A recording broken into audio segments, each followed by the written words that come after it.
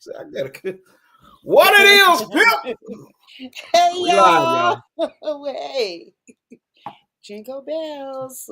What it do? Tell them folks what we laughing about. Hey, Shannon, you can just say I got a friend. You know, normally when people say that, people think they talking about themselves anyway. So Okay, so I got a friend who thinks he's on the verge of getting a divorce because his wife thinks she's cheating. So I asked him, did he cheat? And he's like, no, I ain't cheat. I swear to God, I ain't cheating. I said, so what happened? He said, well, we was in the bedroom getting it on, doing our thing. And I tried this porn move on her where I put my head, I stretched one way and I put my foot on her head. oh Lord. And he said she jumped up and started swinging, talking about, I don't know what bitch you did this to, motherfucker. Fuck you. He was like, I thought I was going to call the police. I was like, oh, you was going to call the police? He's like, she's beating my ass. And I was like, well, why you just didn't tell her that it was a porn move? He was like, I tried, but she don't believe me. She believe I'm cheating. I said, oh shit. So my question was to him, why are you trying porn moves on your wife without telling her? Like at least you can watch the movie or the porn with her and say, ooh, I want to try that. Mm. like what the fuck? But Well, maybe now he wanted to, act like it was his move, right. like he created something. You ain't created no shit after 50 years. You been with a motherfucker for forever. You ain't created no shit. So, so she got a problem with him having a new move. So she equate that to he must have been cheating and done it with somebody else. Huh? Yes. So even after he said he got it from the porn thing, why he could have just showed her the move on the show, on the movie. She don't believe him. That's what I'm saying. He could have proved it to her. He could have showed her. This is where I got it from. And showed her the move on the movie. He could do that, but I don't think she would still believe him. She'd probably be like, nigga, you went and found that trying to have an alibi, motherfucker. No, we need to leave her there. Yeah, That's what I don't get rid of her. that's what I said. So we could date. No, No, I'm just joking, sir. You do not leave your wife I'm because just she joking believes too. you're cheating. Now, what I do promote is violence.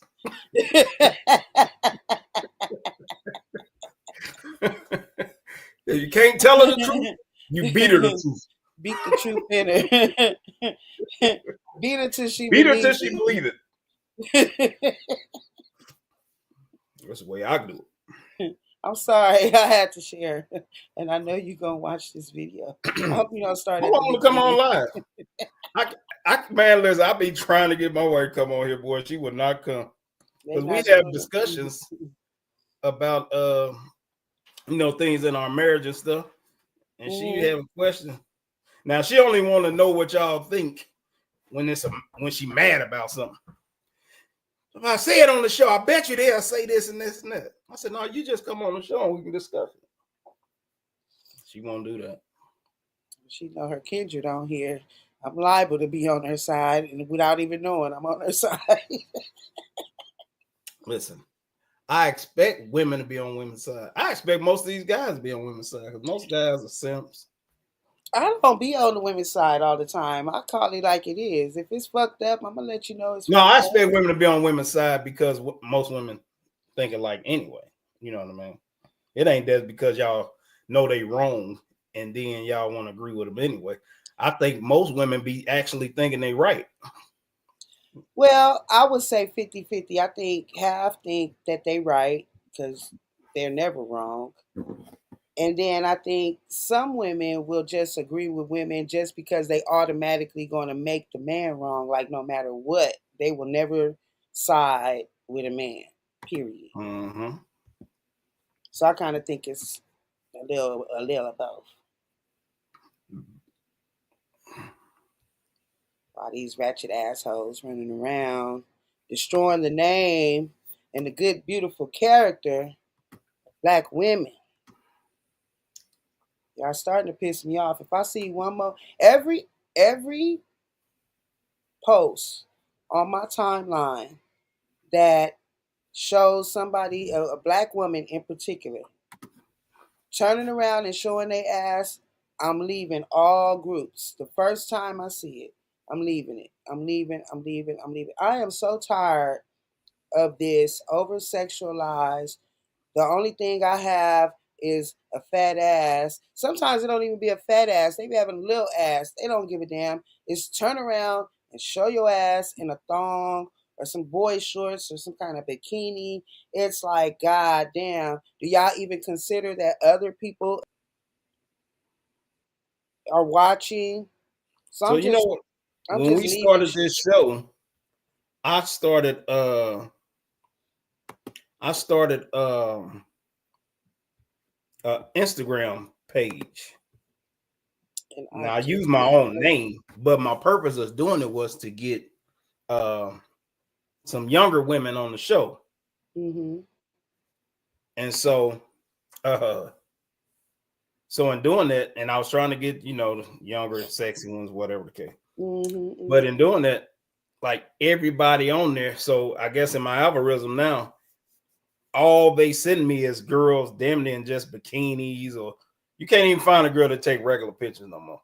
It's like, so what I've done in the last few months, I just went through all of them. Well, not all of them, but I go on there and I'll probably delete anywhere from 20 to 30 some of them every day, A day. just to get them Mm-hmm. off my friends list. You know what I mean? Because it's like, and my rule is, if I see any butt picture, I'm deleting you. Out of there. And it's crazy how like they won't even have a front picture. They'll have 12 butt pictures.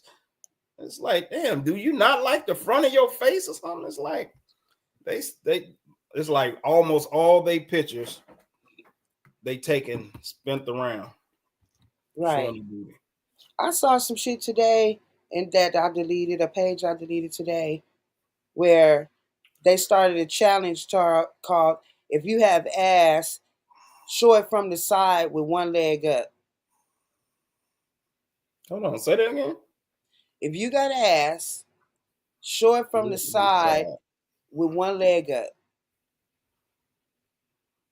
Don't Show it ask me from what the the side. purpose is. So it's just like if I turn to the side and I put one leg up on a chair or Oh, on the okay. bed or something like that to see, how to you because all you Mm-hmm. seeing is accentuating that split that goes straight like that, Mm-hmm. and then you got all the ass hanging out the cheek, out the whatever they got on, and all that shit. I might do that, shall Let me see. Yeah, they got one for Let me men see. like that. You can make it. Put it on the Pass in the Center page. We can start that shit. The pastor challenge. The show your ass challenge. I might do that for the men. For real. Yeah. Let Hop me it up on see a how chair, man. let me see if it hangs lower than your thigh. When you No, I'm flip talking your about the leg, ass. do we see that shit hanging? I'm talking about the exact same thing. The ass picture. Well, I done flipped you because now I just want to see how low you're hanging.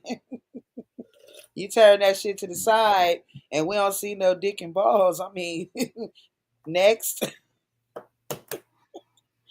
Like that'll be the one reason why niggas don't do it unless you get some homosexual men to do it. They'd probably be willing to show their ass. That's what they advertise it anyway. Oh Man, shit. I meant to get this clip today. I forgot about that. That would have been a good discussion. I was watching this other podcast, and they were showing this clip where somebody in politics were having like one of those meetings, where Mm-hmm. everybody come and they got all them damn microphones and they sitting everywhere and all this. Anyway, Mm-hmm. so the guy that was talking, he introduced the next speaker, which was another politician, Mm-hmm. and he called him Mr. Brooks. I'm guessing his last name, but he called him Mr. But he's a transgender, and he's trying to be a woman. You know what I mean? So then this other guy stood up and like, wait a minute, what you say? First of all, the one that he called, the transgender that he called Mister, he didn't even trip on it. So he was finna get up there, he start talking or whatever. Then the other guy stands up and say, wait a minute, what you say? What do you repeat what you said? And he's like, what? What part? What did you call the speaker or whatever? And he said, Mr. Brooks. And he, man, it got so heated they just canceled the whole meeting because he was mad because he had addressed he was like, you disrespectful and all this for calling him a mister when he clearly is a Mrs. and all this type of stuff. Man, I wish I meant to get that clip. I wanted to watch the whole thing. But that's gonna be a good one. We're gonna have to talk about that later on in the week. But yeah, that's gonna be a good one. And I really wanted to watch it because I wondered if he mentioned the fact that president supposedly had gotten rid of all that nonsense and making people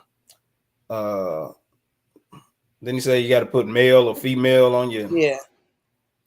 What you got to put it on your application or something? 2 genders, it's just male and female.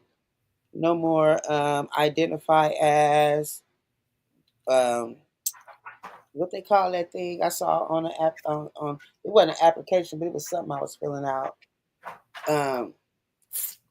It was a word they used. Fuck. I forgot the name of it, but it was basically what you identify as and all of that old goofiness. Yeah, so that was a good one. By name, sir. What was that shit they was calling it when they want you to go by they, them, us, that, it? Pronouns. Pronouns. What pronoun do you go by? That's what it was. Pronoun. And I was like, this is ridiculous. Like, just for the sake of an application, just like even if it's something medical, you can't just put on there your pronoun. Like, if you need medical attention, they need to know if you a man or a woman and what they dealing with. Exactly. But yeah, dude was hot. So on the panel, they was asking, I forgot what they even asked, but the one guy said he would do the same. Well, not the same thing. He would call the person. He said if the person is clearly dressed like a woman, and I know they're trying to be a woman, I would address them as Miss. But I don't agree with the whole thing, as far as them trying to be a woman and all that. So the conversation was about, well, why entertain it then? If you don't believe in it and you're against it, then why entertain it and call them and entertain the delusion as if you're delusional too? And so he was like, well, I just do it out of respect and all this old stupid stuff. So then they went into, well, where you draw the line at then? So if you're just doing it out of respect, just because they feel like they want to be this, then what if a 29-year-old man say he still identifies as a 15-year-old boy and wants to mess with 15-year-old girls?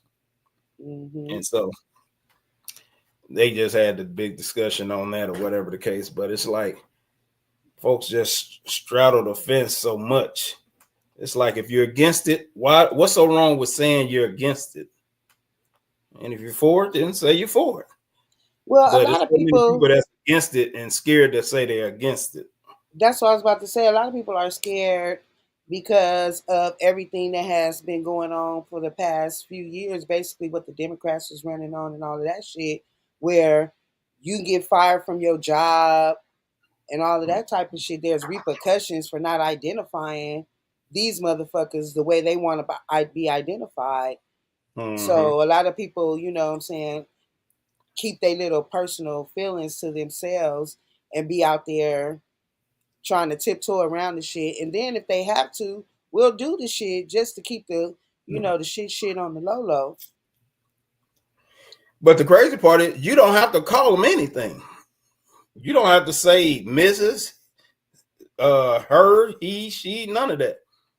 You can just talk to them directly or call them Yeah, by their name. if That's you what know I their would do. name. I'm not If you know their participating name. in it. I If you know their name. yeah, I wouldn't and the sad thing is, man, somebody at my job got fired for something kind of related to something like that. And it's crazy that they would fire the person they fired was there for years and was a important piece in our company. And the person that he said it or whatever, I don't even know what he said to the person, but they had just got there, and now the person ain't even there no more. So they were there for a month and a half, maybe 2 months at the most, and they didn't got somebody fired that's been there for years, and now they ain't even there. You know what I mean? And it's like, and then it was just he only said it one time, and they fired him on that. So it was like, it's just crazy how they allowed it, and I'm glad Trump is in there and getting rid of that stuff. And you should be able to sue folks now if they fire you from some nonsense like that. You should be. You should be able to retroactively sue them right now once Trump came in and switched all that shit. Like, yep, I'm going back and I'm about to get my coin because y'all let me go for some bullshit. For a motherfucker that ain't even here. For a motherfucker that is, what did they say that they are like? I was reading something and they said they're like maybe 2% of the country They ain't even that much. that They made probably like this 0.2. one point. I think I read whatever I read, but still, in the grand scheme of things, you're talking about changing 100% of the country for 2% of the country, Exactly. which is crazy work to me. Hi, Sheldon. What up, Deacon Boozy? How are you? I'm doing well. How are you? I'm all right. I'm all right. What's going on, Jerome? What's happening, man? Shit. Y'all should do this motherfucking show on Monday. I'm off on Monday. Y'all do it on Tuesday. I got to leave early. We should try to start doing it on Monday. I try to do it with my wife ain't here, so she ain't gotta be. She don't like the show, so she lock herself in the room while we on here. Well, that's what a good woman should do. Lock herself in the I room. know that's right. That's what I told you. You doing right. I say have it every day.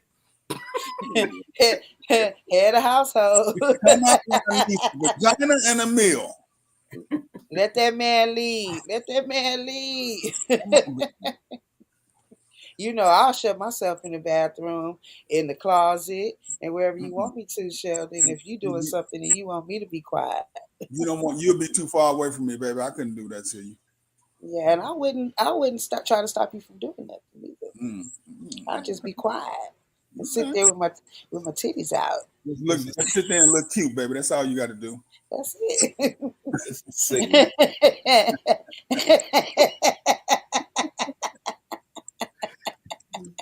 What y'all talking about? And we're talking about why these. Go ahead, John. No, I was just gonna tell. We wasn't really talking about nothing. We just wait until a couple of folks get on here. Shannon started off talking about a friend that tried a new move on his wife, and she claimed he was cheating. They damn near about to get a divorce. Well, she doing him a favor. That's what I said. Yeah, hurry up and leave her. Right, because obviously she gonna accuse you of cheating because of that. That's just like waking up telling the motherfucker you slept with somebody in my dream. I'm gonna blame you for it. You get your retarded ass away from me with that stupid shit. Right. It's like, because they've been married for a long time. So how he said it, he was like, yes, I got it from a porn, but he was like, it's like keeping shit spicy.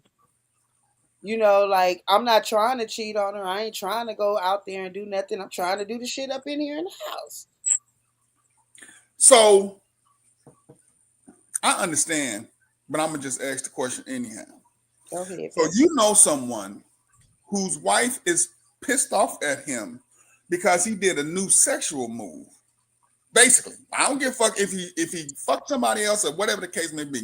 She's basically mad at him because he did a new something new in the bedroom. Yes. And claim he must have gotten He it must. from doing it with another woman. That's her claim. That's So, why she you know, when people start accusing you of shit, it's usually because of the shit that they already done. Or they want to do it. A lot of times in women cases, they on the edge of wanting to do something. So they just trying to get an excuse to go ahead and finish. Go ahead and go on over with it. Women need to understand one thing. Men are the simplest creatures on earth. In the event, you could be with a man for 10, 15, 20 years, and he pretty much ain't going to change.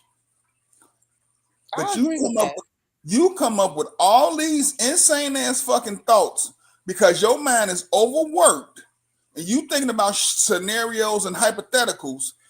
Don't do that. Don't sit around and ask your man, hey, what happened if I was to bring my friend over here for a threesome, would you, motherfucker? Yes. Why wouldn't I? But she'll get mad at you for saying yes. saying yes. But won't get upset because she thought of the shit. Don't bring me no motherfucking scenarios that you're not willing to hit a truthful answer to. If I was in a car accident and one of the kids was in the back seat, who you gonna save first? I'm gonna save my child. Now you mad. Now you mad because you come up with this dumbass scenario shit. Men don't play them games. That's a game. That's a let me see what answer I can get up out of them. Don't do that. Actually, Because 9 times, hold on, Shannon. Because 9 times out of 10, you're really not gonna get the answer that you're looking for. Whatever the answer may be, it's never gonna be right. So what are you trying to accomplish in the big scheme of things? Just fucking stop up some shit. Fucking up some shit. Yeah. Because I have noticed that women, when everything is calm in a relationship, women will try to find something to kind of store up a storm. They can't handle it being all right for too long. Well, here's another thing. If you know that your man does not play that and he's going to instantly catch an attitude, why would you even bring him to that point? What are you trying to do? You sit there, you quiet, you ain't got shit else better to do, so you want to kick up some shit. Start some shit. Then when the motherfuckers get tired of you, tell you get the fuck out, going on about your business because I don't need all this frustration. No, Daddy. No, Daddy, I love you. I don't want to go nowhere. I was just trying to see what would happen if that ever happened. First of all, you're coming up with the most far-fetched hypothetical situations in the world, trying to get a rise out of somebody. You shouldn't do that shit. I ain't got time to be playing no motherfucking games. You come to me with a hypothetical, I'm just not going to answer it. Right. I'll probably tell you get the fuck out of my face. I'm going to answer just to make her mad. Jerome, I'm silly like that, but sometimes right now, the most important thing in my life right now is peace. Hey, holla. Come on, I didn't even realize how much peace I had until I got in the last relationship. You don't realize. Motherfuckers don't. I didn't even realize it. I found myself all kind of like tripped. I'm like, I had not had any of these problems.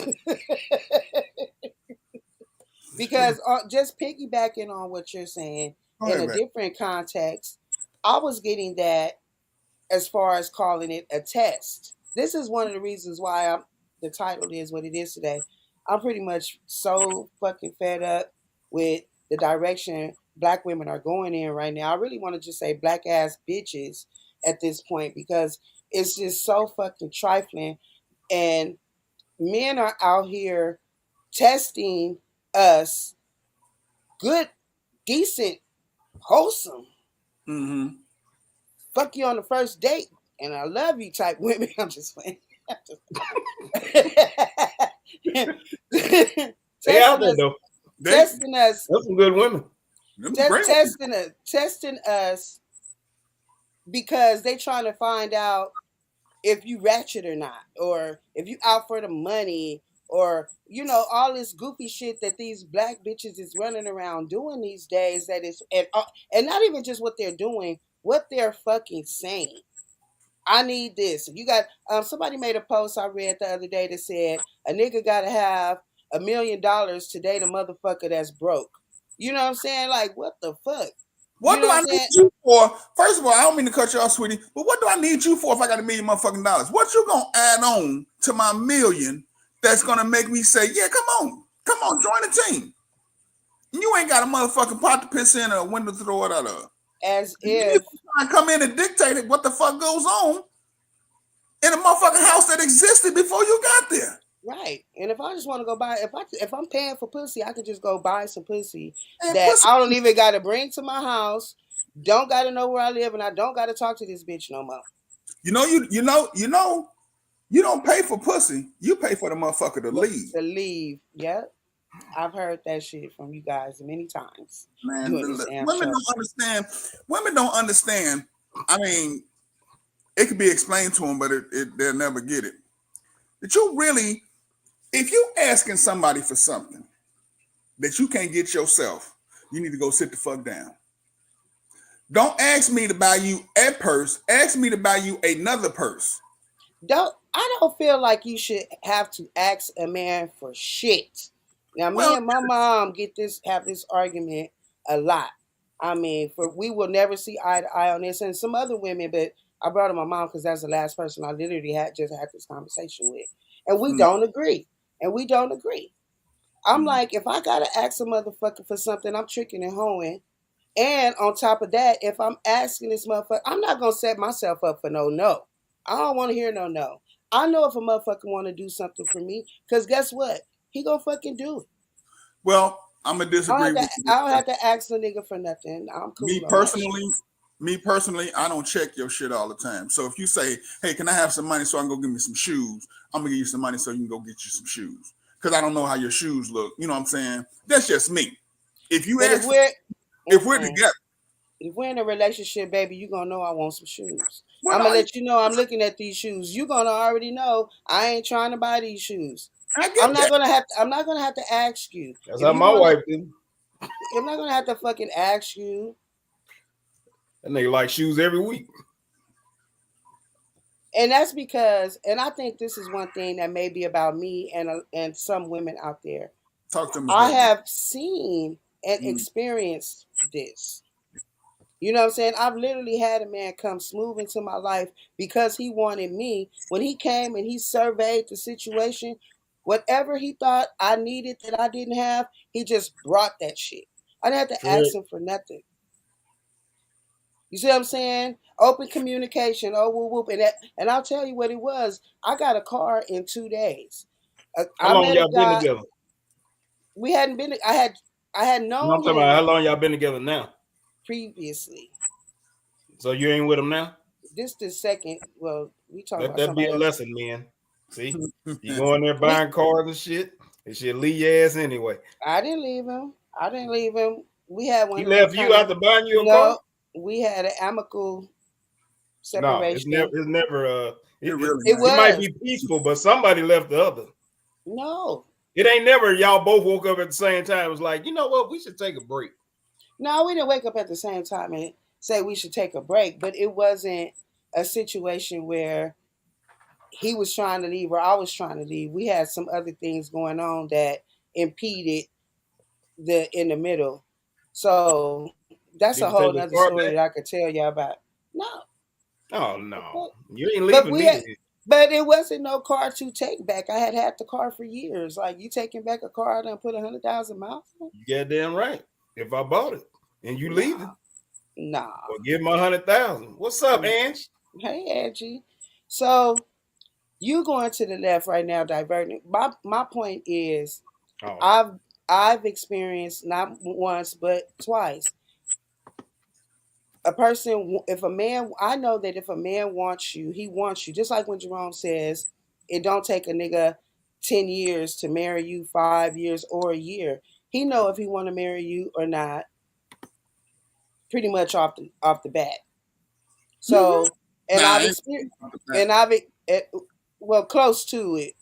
Like I say, I've experienced it, where literally what I didn't have was a car, and he didn't know when we linked up or whatever. But I mean, as far as exchanging numbers and everything, but when the motherfucker was like, "Can I come see you?" I'm not trying to stay. I'm busy, but I want to see you. I was like, whatever. He slid through, took a survey. He was like, where your car at? In the garage? I was like, oh shit, no, I ain't got no car right now. I'm between cars. He was like, oh, okay. And oh, all right. The very next day, the motherfucker called me and was like, I need you to drop me off at work. And I was like, I'm gonna drop you off at work. I ain't got no car. He was like, give me 5 minutes. I'm gonna be pulling in the driveway. Pull in the driveway. Boom. This you. Drop me off. And there was a long-term relationship from there. And we still cool right now to this motherfucking day. If I wanted something or I needed something, I get that motherfucker Ooh. like blah blah blah, whatever, I bought you whatever. a car in 2 days. I'll own your ass for the rest of your life. Well, maybe he What might. kind of thing is this? He Where might. he at? Bring him on the show. Technically, he might own me to this day, and that's probably why I'm single right now. Like he probably do still own me. Because we are still cool. And he will still do whatever the fuck I want him to do if I need him to do it. I'm just not that type of person. Like I don't run around like y'all know me, self-sufficient. I ain't gonna call it independent. I'm self-sufficient. So certain things I'll fuck around and I'll figure it out for myself. You know what I mean? Mm-hmm. Nigga Angie said, where he at? She need him. And that's what's sad. And see, that's what's sad. This is why I'm saying, and I'm not trying to hold myself up to no hell of a standard, like I don't got no fucking flaws or I ain't never fucked up as a female. But my general get down brings affection from men towards me. And not the kind of affection that looks at me like I'm just some random hoe and do anything you want, you know what I'm saying, and treat me like anything or whatever, like that. And I say to myself, like I'm gonna tell you what my cousin said one time to me, or just talking about women in general. He was like, a lot of you women don't even sit back and wait for the treatment. You guys are so quick to try to tell a motherfucker what to do, boss him around, or say he ain't shit if he don't do shit fast enough. And it's more has to do with y'all don't even wait for the treatment. And I know, Sheldon, you don't do this, but one example he used, he was like opening the car door. He's like, I know what kind of woman you are just by if we pull up to somewhere and when we pull up, you jump your ass out the car. But if you sit there and wait, I will come around and open the motherfucking door. You better reach your ass and grab that handle. Wait for the treatment. Well, I say you're an exception. You've put that down. But if I didn't know you, Sheldon, like if me and you started dating, I would know that about you. But I also know that you're not doing that and I'm not going to miss out on everything else. You like, I'm going to give you everything else. That's just something I don't do. That's an understanding you and I have that I still think I could break. But anyway, that you and I have. You know me a little bit well. From no, just from the conversations we've had over the years. But the average woman that meets you doesn't know that. So if she waits, are you really, if she comes out to the car, like you come to pick her up for a date, this y'all first date, and you ain't never said that you don't open doors. If she comes to the curb and she stands there at the door and she waits, what are you thinking? Because what she's thinking is I'm waiting for him to open the door because I'm supposed to be treated. I'm gonna act like a lady. I want to be treated like a lady. You say you'll open it? I'll open it, but a lot of women lose those type of privileges because they take them for granted. So if I open the door for you, it's not. Don't get me wrong. It's not It's not out of the realm of possibility that I would never open a car door for you. However, if I did that, and it turns out that you don't appreciate the fact that I opened up this car door for you, then I'm gonna stop doing it. Period. Point blank. And I'm not gonna. It's not even gonna be a conversation. You do what you do. You receive what you do off the actions that you give out. So if I'm doing, because you don't, if you standing at the door, you never ask me to open up the door, right? Mm-hmm. So you ain't got to ask for certain shit, or you don't ask for certain shit. You just expect them to be done. But I expect the same thing in return. I don't have to ask you to suck my dick. I don't have to ask you for no pussy. I don't have to ask you for a plate of food because you don't express those things. You just require them to be done. So if you want that, then you give that.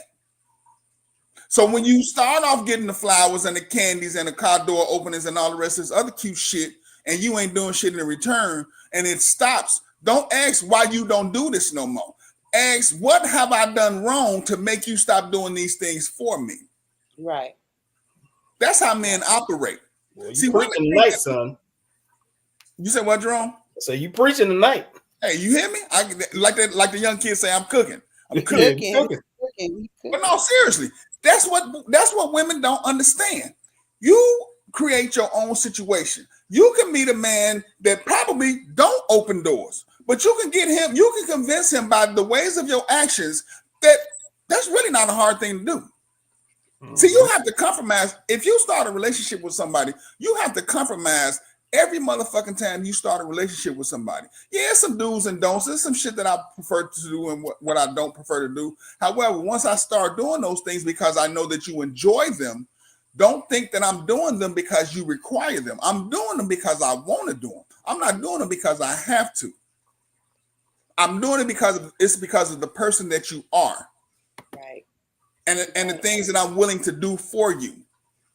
But if I'm doing these things and I have to ask you for anything that's not out of the norm, then guess what? I'm not fucking with no kids. So you know how to maintain a fucking relationship and what it takes to keep that motherfucking relationship going.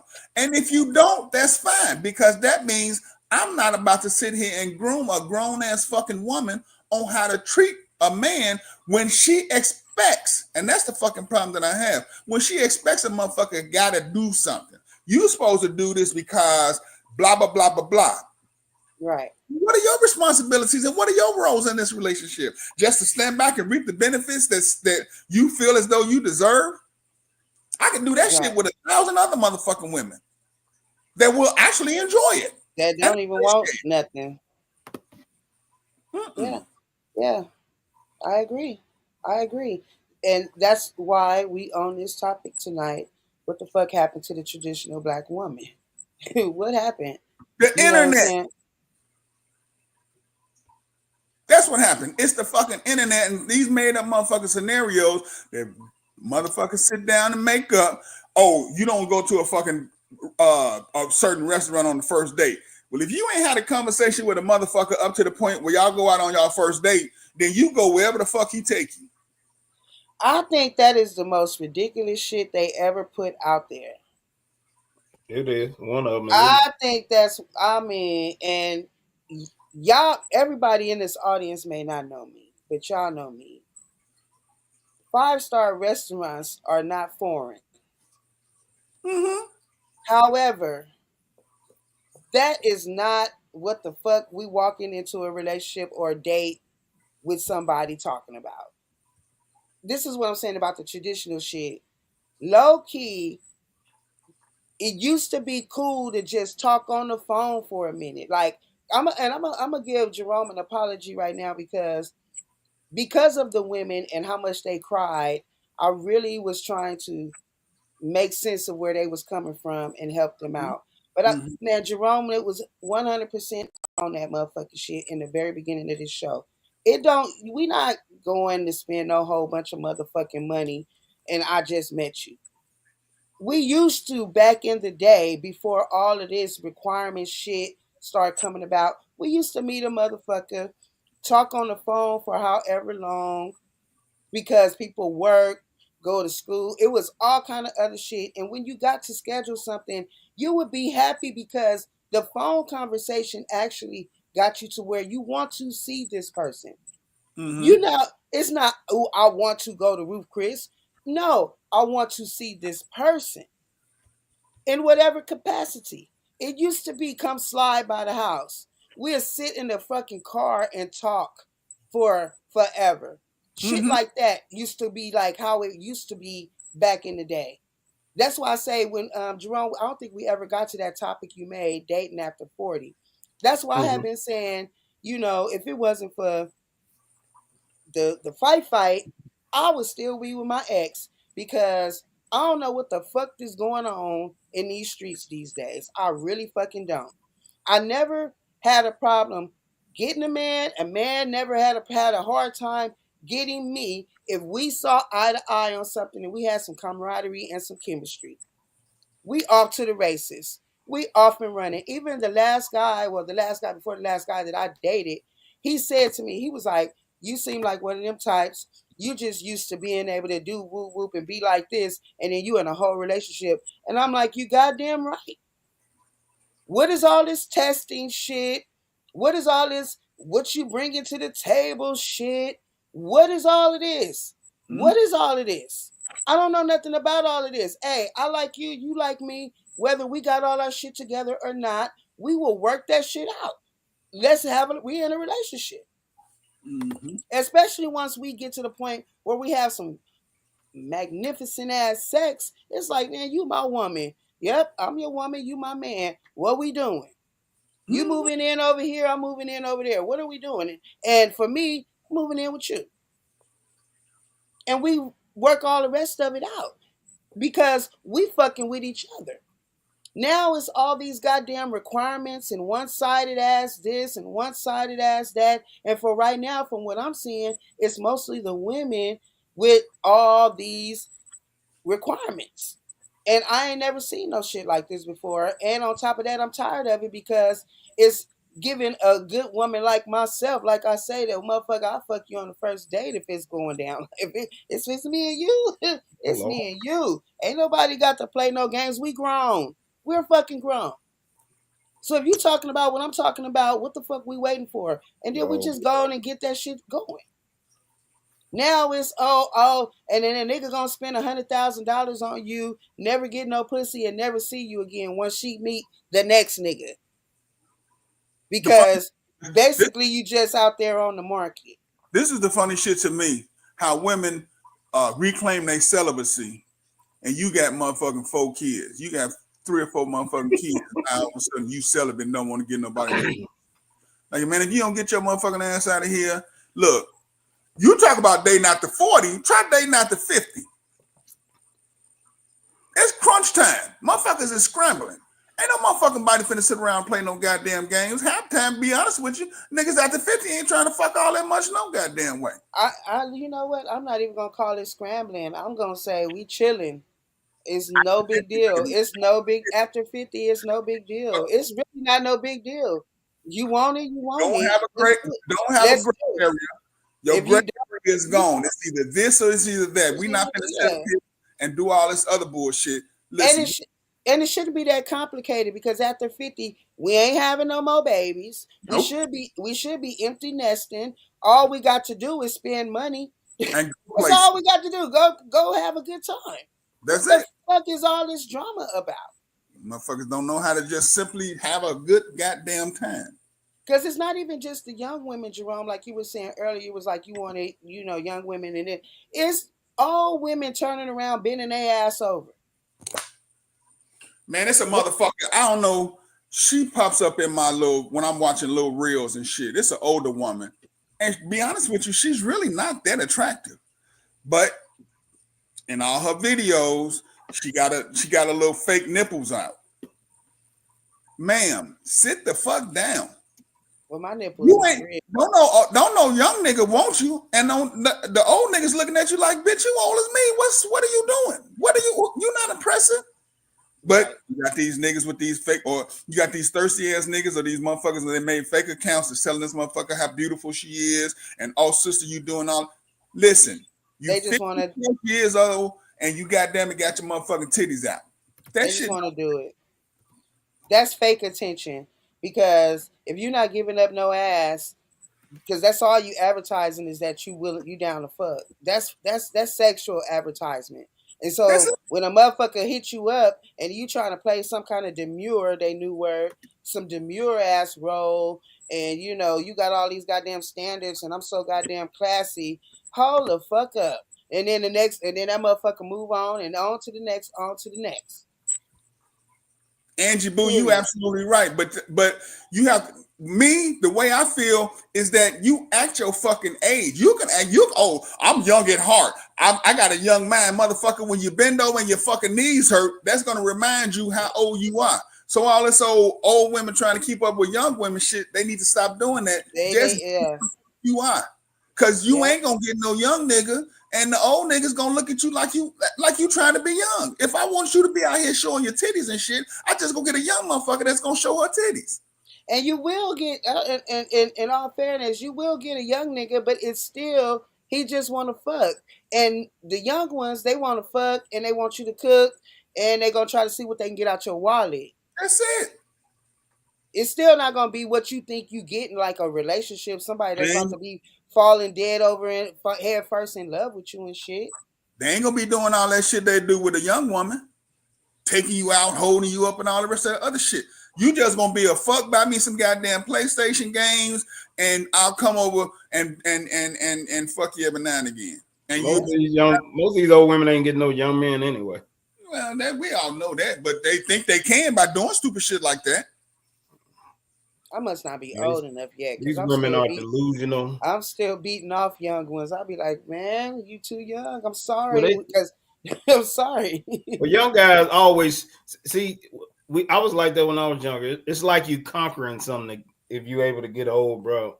And we think y'all gonna take care of us and all that type of stuff. So, if you get me, you better enjoy the ride because you ain't getting shit.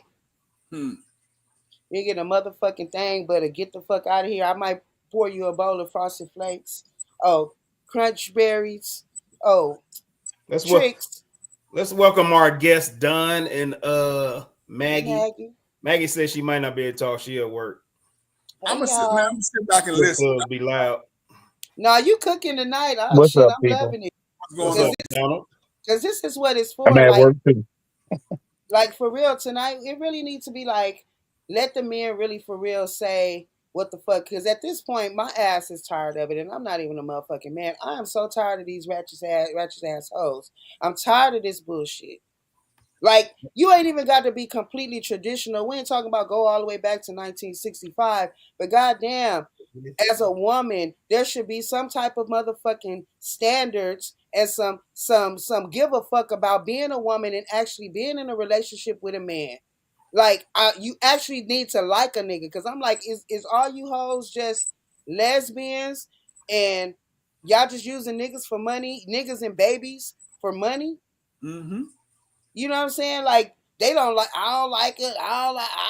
And I know, and I see motherfuckers that they be talking to, and I'll be like, yeah, you don't like that motherfucker because this nigga got on some skinny jeans and with holes in them and looking all kind of fucking crazy and talking crazy. You can't even understand what he's saying, but he got his pocket is fat. So you thinking you gonna try to, get, I'm just trying to get in that wallet. And the number one way to get in their wallet these days is making somebody a motherfucking baby that they don't want. That shit is sickening to me at this point. I'm just fucking tired of it. Well, let's talk about the older bras then. Shannon was basically... It's the older bras too, though. Go ahead. They ain't getting no money. They ain't. Old bras just talking. They trying to keep up with these young bras and saying stupid stuff they seeing on TikTok and stuff. But they delusional. But also, go ahead, Donald. I said also, it seemed like a lot of the older women are in competition and be trying to lace game on young bras so that they could be old and without a man like they are. And, because y'all have some real good conversation tonight about this. And this is a timely conversation because if we don't have conversations like this, then how we get anything on track? Yeah, but older women are supposed to teach younger women how they're supposed to be, as opposed to being in competition with them and sabotaging them. A lot of our older women, they are fighting against age in reality. And that's why there's a whole lot of delusion going on out there. And they messing up young women's minds because they coming along with this same mentality Not that they want to be in love with a man and being in a relationship with a man, but it seemed like my brother alluded, because of the internet, and we talk about this all the time, Jerome, how prior to 2000, women were different. And we can see real clear, those of us that are in our 40s and 50s, where the change is. And it's basically in how women view relationships. You know, they not falling in love with a man and they're not trying to maintain a relationship no more. They on to the next one, on to the next one. And they trying to party and getting men to trick on them. And, that we got to do something about that. And even those that leads me to this topic here, because there are some of those that are still trying to be in relationships and things of that sort, but they're leaving relationships or can't sustain one because of their happiness ain't being met. Right. That's And that's a big thing I hear too. yeah, and that's what brought me to this title. Why does a woman's happiness supersede everything else? And it's been like that for years, even before the 2000s. And it proves it. Child support proves it actually. And taking kids from their dad and things of that sort, breaking up families, even if over the man cheating or the man ain't doing something they don't like and they not happy anymore. Or, I mean, you've heard so many people and women say we outgrew each other, or I just wasn't happy no more. You know what I mean? You wasn't making me happy no more, and things like that. So why do y'all think a woman's happiness, or women think their happiness, to supersede everything else and everybody else? Like, fuck the kids. I don't care if you got to be away from your daddy and not being raised in the same home as your dad. If I'm not happy, then we out of here. And Because you women, just gotta suffer. because you can't please women. So no matter how much investment you put into a woman and toward their happiness, it's always going to be something added on after you fulfill that one particular thing that she has a desire for. Right.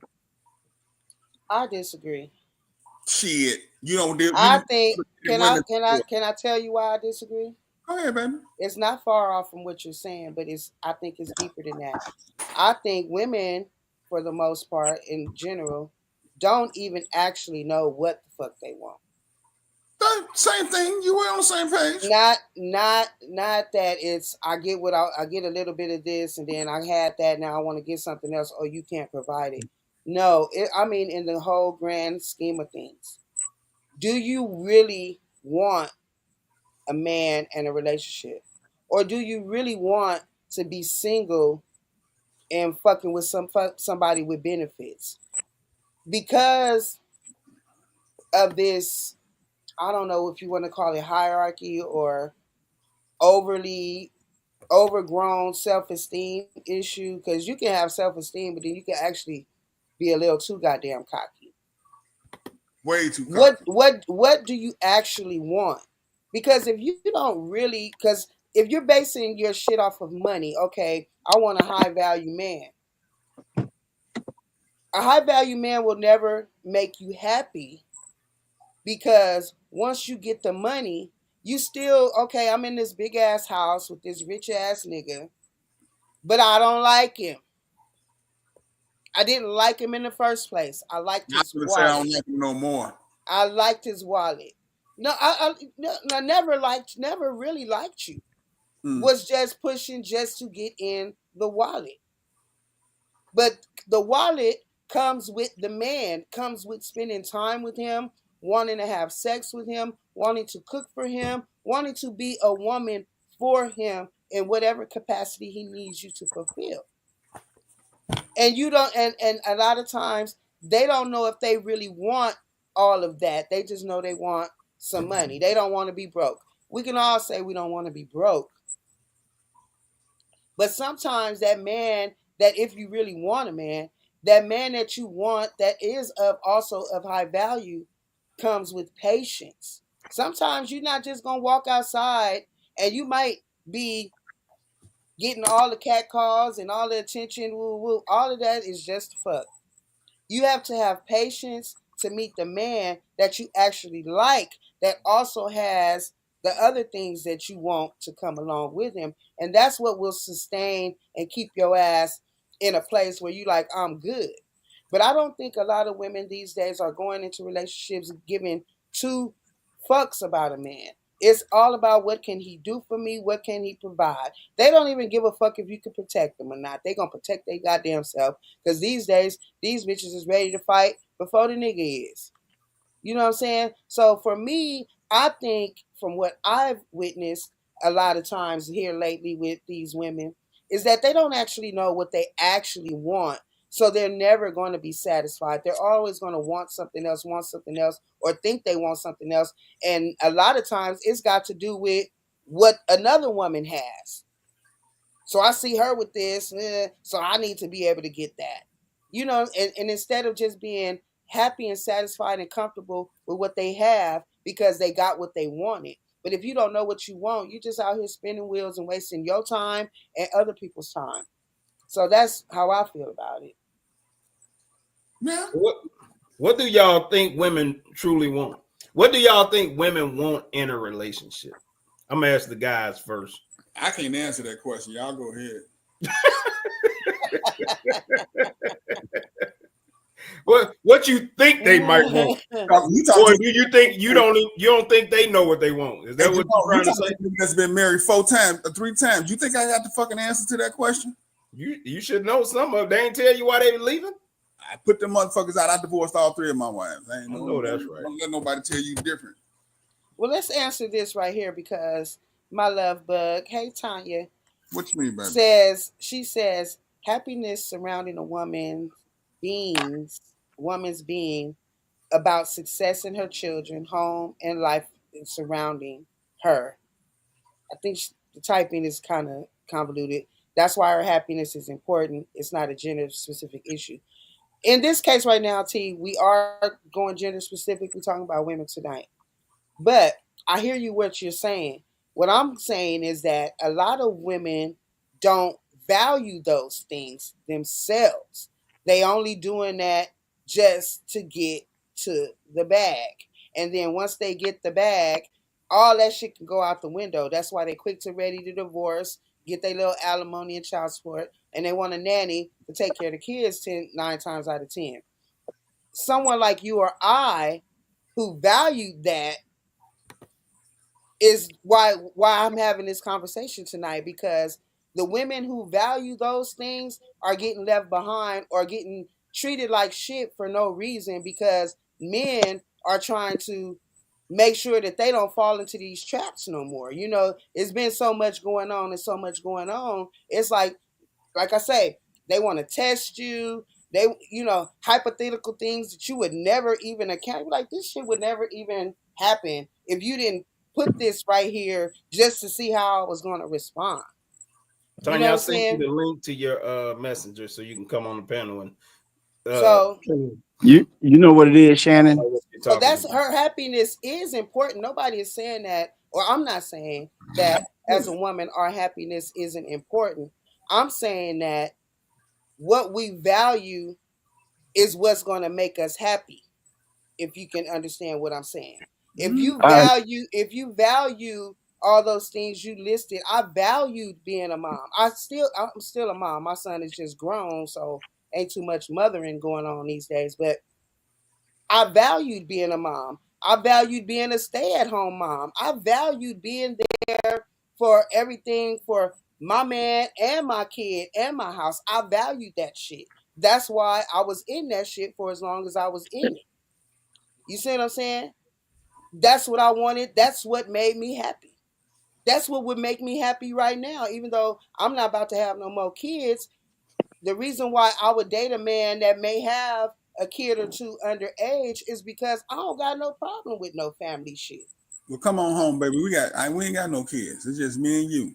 And before you go, Don, you already know what even in Tanya's answer though, you see the list she listed. She never listed nothing about doing something for a man, her husband or spouse, that made her happy. And that was the point of my that was the point of me saying it.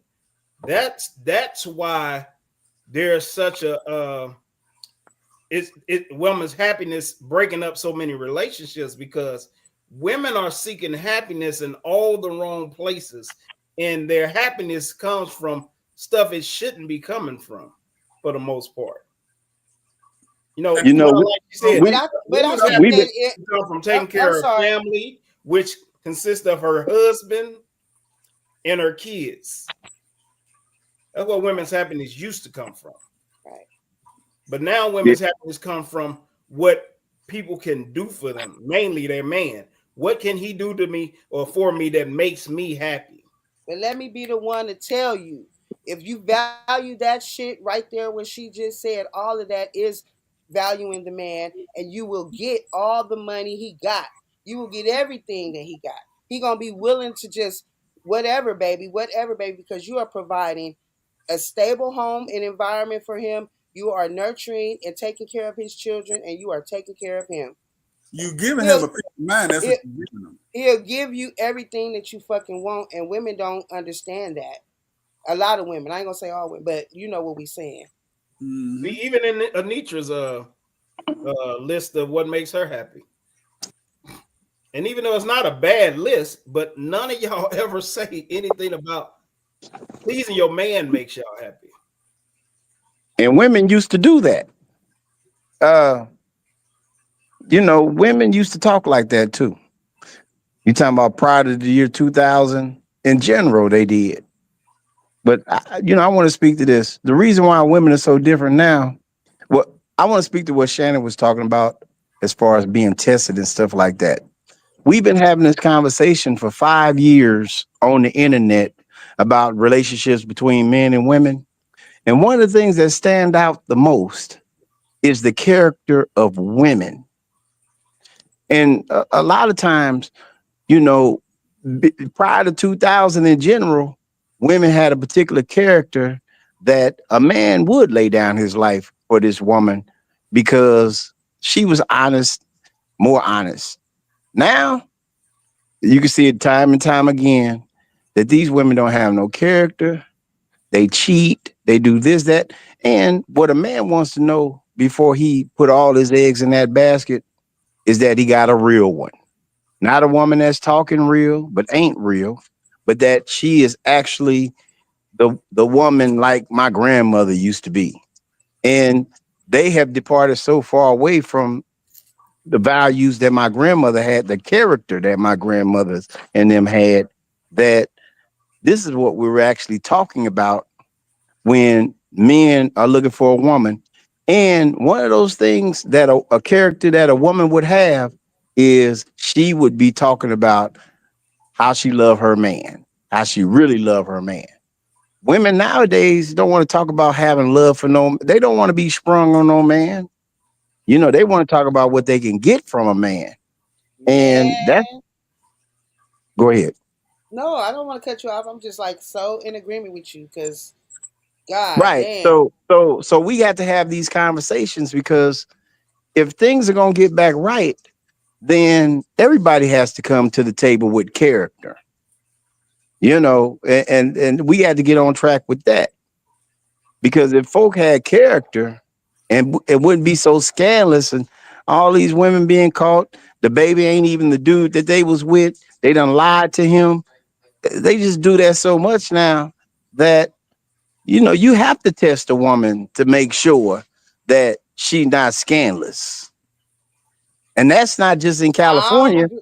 I don't agree with that part though. I think that if you are paying attention, you'll see exactly who you looking at. You don't need to test her. You know exactly what the fuck you're looking at if you take time. I think some of it has to do with fucking too quick.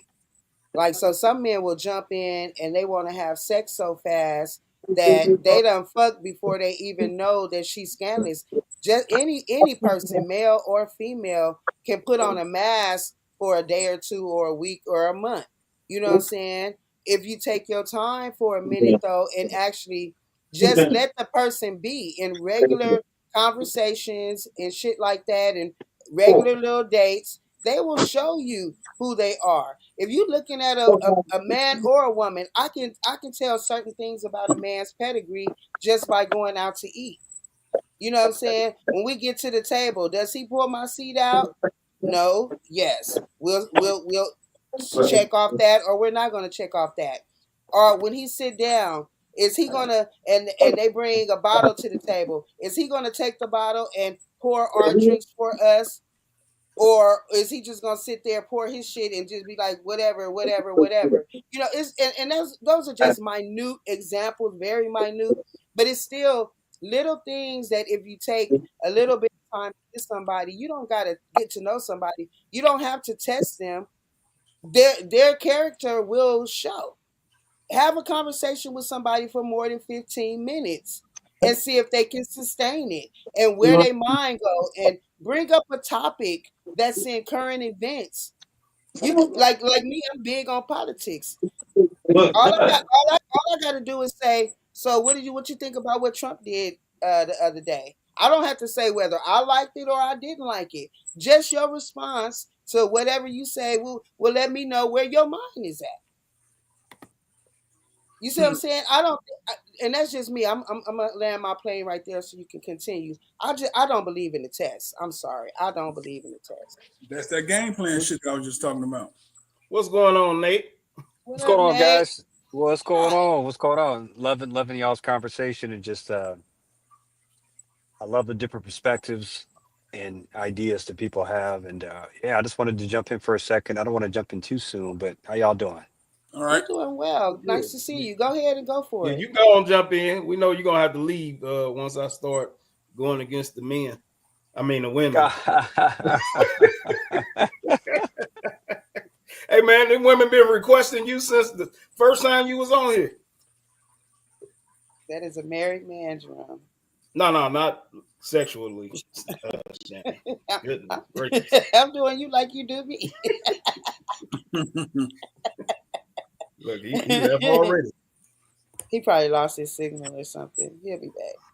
But yeah, His wife might have came. she could come on too. I'd love to hear her perspective because it's also has to do with what sustains a relationship in the age of people getting divorced so goddamn fast. You know, see, people do get married, but then they be married for 6 months, a year, 2 years. You be like, damn, what happened that quick? My last marriage wasn't supposed to last 3 months. That bitch would not leave. I tried to kick her the fuck out of here. How long did it end up lasting? On paper, just about a year. And how long were y'all actually together? A year before that. Okay, Nate, you go ahead. You know, I hear a lot of different perspectives from people, and sometimes our opinions are based on our experiences and how we've seen things. And I think that's great because I think experiences matter. That's where wisdom can really come in. But what I've been finding, especially in this last year, I'm doing a lot of just research on just understanding relationships even more.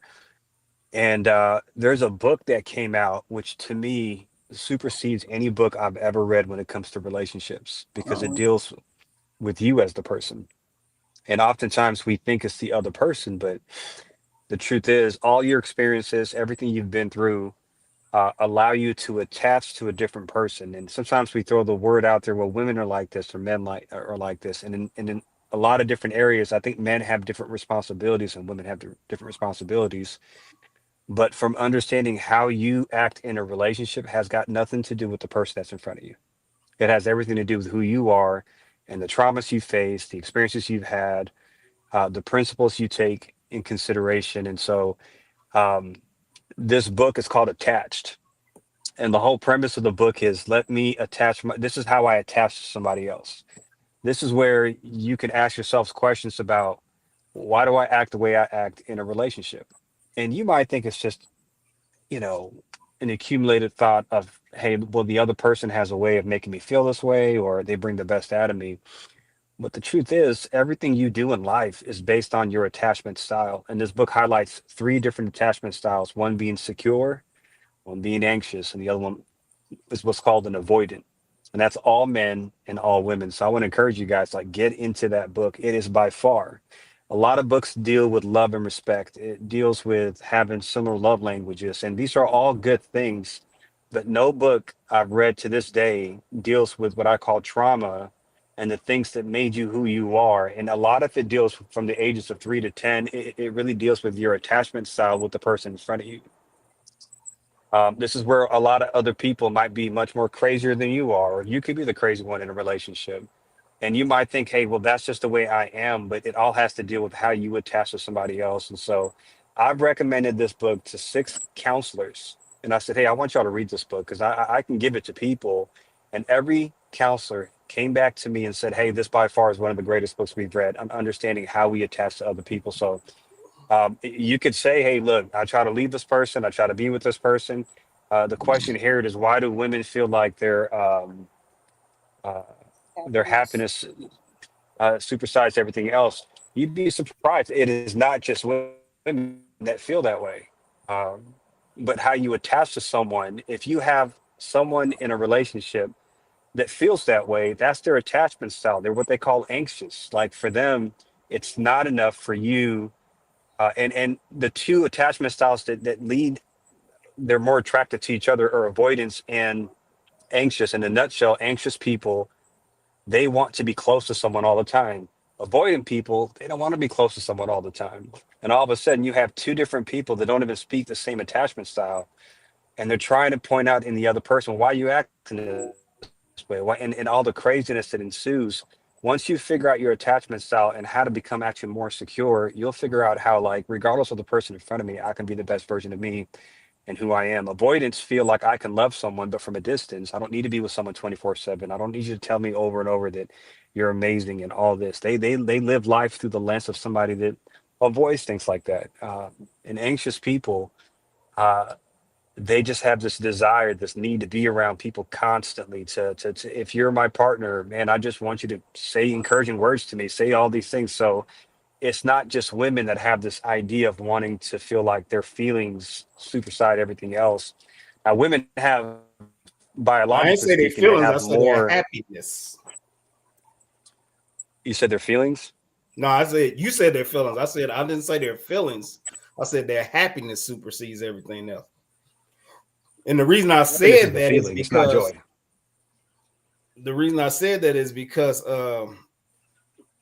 the studies show that 80% of divorces are filed by women. Most of regular relationships are broken up by women, and a lot of these women will say the reason why they left. I mean, you hardly ever heard a man say he left a woman because he just wasn't happy no more. But that's putting that in again. Now, if you look at that stat, that's more statistical in the last 10 years. That's not the stat that's been going around for 50, 60 years. Well, that's what we're talking about The times today, traditional and household why value, relationships are yeah, messed up today. yeah, it makes. I think the traditional aspect of what marriage is or relationships are has been completely destroyed for a variety of reasons, man. I think a lot of things have contributed to why it's hard to come back to it. At one point, people accepted roles. I, I think a lot of people are going to hate what I'm going to say here, but a lot of people feel that there's a need for the feminism movement. But I think words migrate. And I think what happened was a lot of things that we thought were great things to fight for, stand up for, ended up migrating to become things that hey, that's not what I was thinking or came to mind when I thought, hey, here's the justice that I want to see in this area. But now it's been hijacked completely to become something else that actually takes away from what I call traditional relationship values. And so whenever a woman, and then if you look at it, what's interesting is over the last 60 years, since the start of birth control, and I'm not advocating for or against, I'm just stating facts. In the last 60 years, it started out with birth control and it gradually went up, and every single thing that has been either medically made has been made for a lot of women to think, I don't need a man. Now, if that's true for someone, then it's hard. This is why, to talk about why the divorce rates have been so high, is that there's a lot of people who deal with, well, I could just do life by myself. I don't need this person, or I have different options. Again, a lot of things have been robbed. Now, of course, there's the abuse aspect of certain things too. So I'm not to say everything is like that. But I can in a whole nutshell say this: that book attached that I'm recommending to people deals with that 100%. I mean, it really talks about this idea that, hey, at the end of the day, you have to face yourself, no matter if you're a man or a woman. And if your happiness is deriving from somebody else's doing, well, somebody needs to keep doing things. Happiness is a result of happenings. And joy is the opposite, man. Joy, nobody has to do anything for me to have joy. That's something that's in me. It's who I am. It's a part of who I am. And there's not a single person that can take my joy away from me. My happiness, yeah, there's things that can happen that can take away from my happiness for sure. But if a man is constantly pursuing to make a woman happy, it's a dead end road. It really is. Because if she can't have joy within her own heart, she might attack you constantly for what she can't provide for herself. And I think joy is something that you have to be able to provide for yourself. Now, happiness is different. I can be happy that I'm going to, Disneyland with my kids. That should make me happy. But joy is I'm just grateful that I got my kids and I got my family and I got my health and my mind in place. And I think a lot of times you have unhealthy people looking for, and in a women's situation, they're looking for a man to keep them happy, and it's a dead end road. It won't happen. In fact, eventually Hold it on, just let me works cut you out. off A real quick, man Nate. only does so much. Okay. Yeah. You, I just wanted them to realize. Y'all notice Nate keeps saying something about his kids. He ain't said nothing about his wife making them happy. Y'all notice that? I'm just putting that out there. But he Go ahead, just Nate. said, but he just Oh, said that He his said his happiness kids, is his happiness. He's happy. He but he had. said He's he's happy already around. know how to I'm just make saying he himself keep mentioning happy. how happy he is about his kids, though. He ain't mentioned his wife. I'm gonna have to hit her up. I've been with my wife. I've been in my wife for 25 years. Does that mean you ain't happy no more? If that doesn't show, it doesn't If show. that's not No, the biggest. I'll tell you the self-explanatory, Your biggest. happiness with her done expired. The best lesson I've learned is that the happiest that I can be is having values for myself and and not depending on my wife to be the person that makes me happy. That makes us married. That's the in and out of everyday life. That's the reality of a relationship. Like if I'm constantly depending on my wife to be the person that makes me happy, I am going to drive her up the wall. And it's the same vice versa. I mean, I've fully accepted how my wife is way more introverted than I am. And instead of nagging her about, hey, let's do certain things, you find a way to make things work. That brings joy in a marriage, to be honest with you. So she doesn't depend on me for happiness, but I go way out of my way to make her happy still. She goes way out of her way to make me happy still. And our kids see that. And so, what I want my kids to never do is depend on someone for happiness. You cannot depend on anybody for happiness, it is impossible. And this goes back to that attached book that I was talking about because most kids, most people at an early age, whether they've been abandoned by somebody or whatever the case may be, it could be something they experienced as they got older too, as well. But if somebody really broke you in a way that made you very unhappy in a sense, or if you feel like you never felt a certain kind of nurture, it doesn't matter who the person in front of you is. You keep attacking the person in front of you, wanting to get the very thing you wanted as a young person, and I see that being the cyclical phase. And we can call it all kind of different things, from craziness to whatever it may be. It's an attachment style, and there's healing you can get from that. And if you're out there and you're listening to me, and this might not apply to everybody else, yeah, I want to encourage you, like, be the best version of you that can be full of joy so that nobody can ever steal your joy from you. But people can steal your happiness. That's the fundamental things of feelings that God gave us. There's a beauty to it. But I can replace my happiness with joy. So when my wife doesn't make me happy, I'm still joyful. But when she makes me happy and I'm still joyful, there's a great chemistry there. And but I do not depend on my wife for happiness. And it's a mistake that I did early on in my marriage, is depending on my wife to make me happy. Well, if she says certain things, or if the same for me. Well, if Nate does this for me and Nate acts this way, then that means he's approving of me. And we had to get rid of that, man. That's a that's a shackle you don't want in your life. You get approval from who God is, you get your value from who God is, and then you take that and you bring that to the table, so that regardless of who's in front of you, it could be my boss, it could be my wife, it could be my parents, no one can take away my joy. Um, I'm talking a lot here, so am Go I ahead. making sense to no, you you're guys? good. Yeah. Yeah. No, you're good. You're I right I on sit point. with people all the time, and I can't tell you the amount of people that will sit with me and they'll start off the conversation like this. They'll say something like, "Well, if he would just pay attention to me more and do this more and do that more, our marriage would be perfect." And he'll say the same opposite. "Well, if she would just stop nagging me and if she would stop doing this," and vice versa. I mean, it's not gender based when it comes to that. All that is how you attach to somebody. It's got nothing to do with the person. Like if you are what they call a secure person, that secure person in you wouldn't even need that from that person. So that if I'm not feeling like you're paying attention to me, okay, I'll let it be.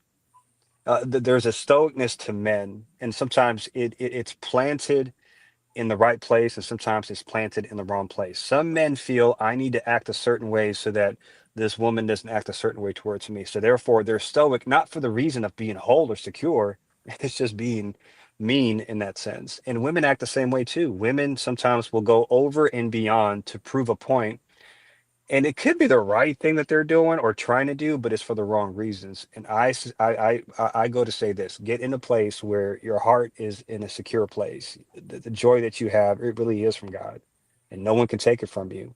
So that when you offer things to other people, it comes from a place where you're whole and you're complete. And if the other person in front of you constantly doesn't understand or get that, then it's time to consider that maybe that person should not be in front of you, and that you should just but it comes from a joyful place is what I'm trying to say. Like my joy comes if I came to a decision for anybody. I tell them all the time, hey, I know the mess that you're in right now, and I know that I know it's driving you. It feels like hell on earth sometimes, but get to a place where no one can take something from you, and that's joy. And you got to separate joy and happiness. They're two completely different things that can complement each other, but they're two completely different things. I agree, Nate. Yeah. And I also think that that is what's lacking right now in our society. We're talking about black people mostly right now. Yeah. In the black community, the dissatisfaction with self and feeling like you need to find somebody to save you when no one can remedy, like you said, it usually goes back to your childhood. Nobody can remedy your trauma for you. They may be able to give you a temporary band-aid, but you have to figure out who you actually are, what you actually want, and be happy in yourself and satisfied with your stature in life. I see a lot of us these days are in such big competition that we'll involve ourselves in things that really was never a concern of ours until some other people made it a big deal. I say that to say that I think a lot of women, especially in my opinion, are too impressionable by what is coming from the outside. It's culture. Yeah, Um, totally. you know, um, Not secure enough in themselves to stand 10 toes down on what they want and what they feel, and stand on it. Like even be able to defend it if somebody was to even attack you on it or back you down from it. You know what I mean? Oh yeah. Because like I said, right now what we got Oh going on yeah. right now is it's all about the money, all about the money. And why is it all about the money? Because people are, which is the biggest killer of your joy, comparison. People are comparing their lives to other people's lives through what they see through the internet. Oh, this person is doing this, I should be doing that. You know what I'm saying? Or this person is taking trips 4, 5, 6, 8 times a year. I should be doing that. When your life and that person's life, you're not even considering the fact that your life and that person's life doesn't even equate to being the same. You know what I'm saying? And on top of that, you don't know if what they putting on the internet is even true. Yeah. Yeah. 100%. You know what I'm I agree with saying? that 100%. You basing your whole life and your moves and how you when your man come home, if you got one, when he comes home, you got all these ideas that came from what you just saw on the internet, which makes you a really really shallow person and a person that needs to go somewhere and take 10 minutes to discover themselves to be a better person. Because I think you hit the nail on the head when it's Yeah, I your think own culture inner culture. happiness. Go ahead.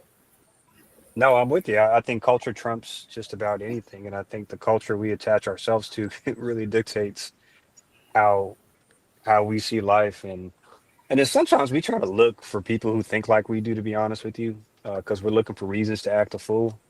Um, but Well, I'll be honest, like, psychologically, yeah, that is an actual study that has been done that most of the time people gravitate or will deal with people of like minds. That's where you get a lot of this group thinking shit from because yeah, of insecurity. The insecurity to be able to step outside of the group and say, I beg to differ. Don't nobody want And to that, stand and up. that, hmm and that comes with wanting to be accepted. But wanting to be accepted in every arena means you are literally still looking and searching for yourself.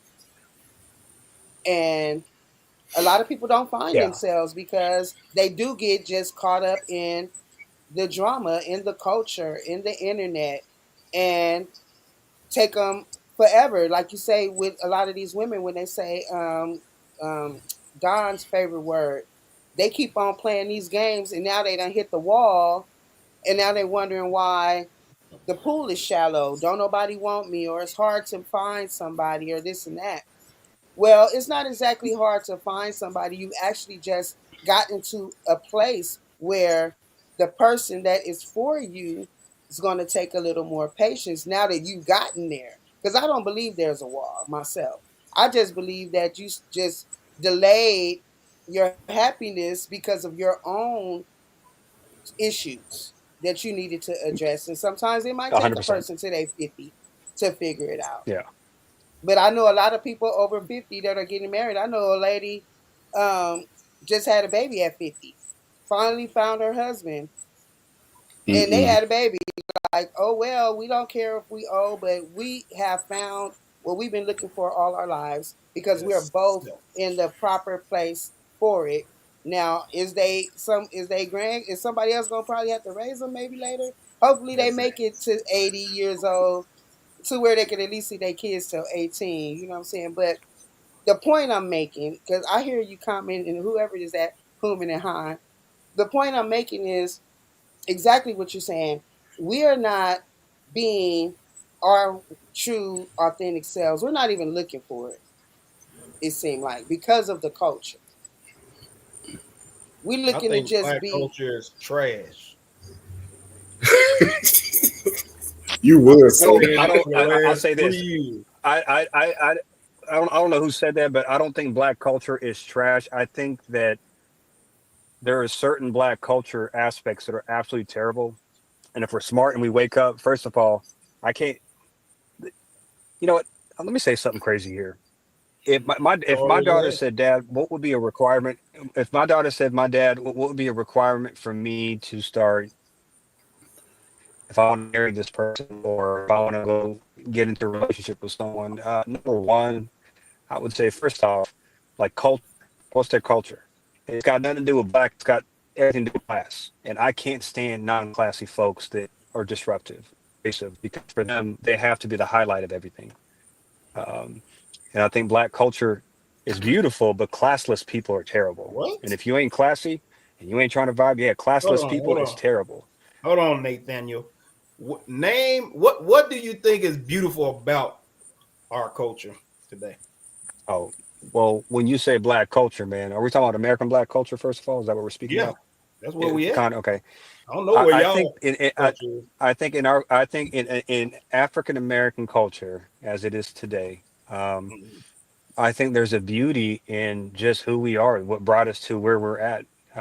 If we're talking about certain aspects of Black culture, we can point to that, but overall, we're actually doing much better than we've done in the past. Um, What do you mean? I wish there were certain aspects to Black. I think there's certain aspects of Black culture that need more class and need more understanding to what it means. I mean, when you look, you wrote some stats earlier about 80% of people that are women initiate. There's some stats that go against black culture right now that can be fixed by black culture itself, to be honest with you. It ain't another culture that's the healing process. It's thinking in a certain classy aspect, in a classy way, and thriving towards certain goals and sticking with certain habits that'll get you there, man. Like that's what frustrates me most about any culture is if you are somebody that is not thriving, you're not Mhm, someone who that you're trying to get yourself to a place that is better than when you were before. mhm. And I do. There's certain aspects of certain cultures. In black culture, man, I've seen it all, bro. I mean, we've seen it all. We understand it all. And yeah, there's certain frustrating things because the remedy for it is in black culture. It's not another culture. And the remedy for what we do, we set up our own mess, and then we're so proud about it in a way that's ridiculous, especially the young generation. They're so proud to be abrasive in so many ways and classless. They want to be known. I mean, back in the days, people had to be hard because that's just the life they lived in. Now it's not cool if you're not hard in some aspects, and if you're not doing this and you're not doing that.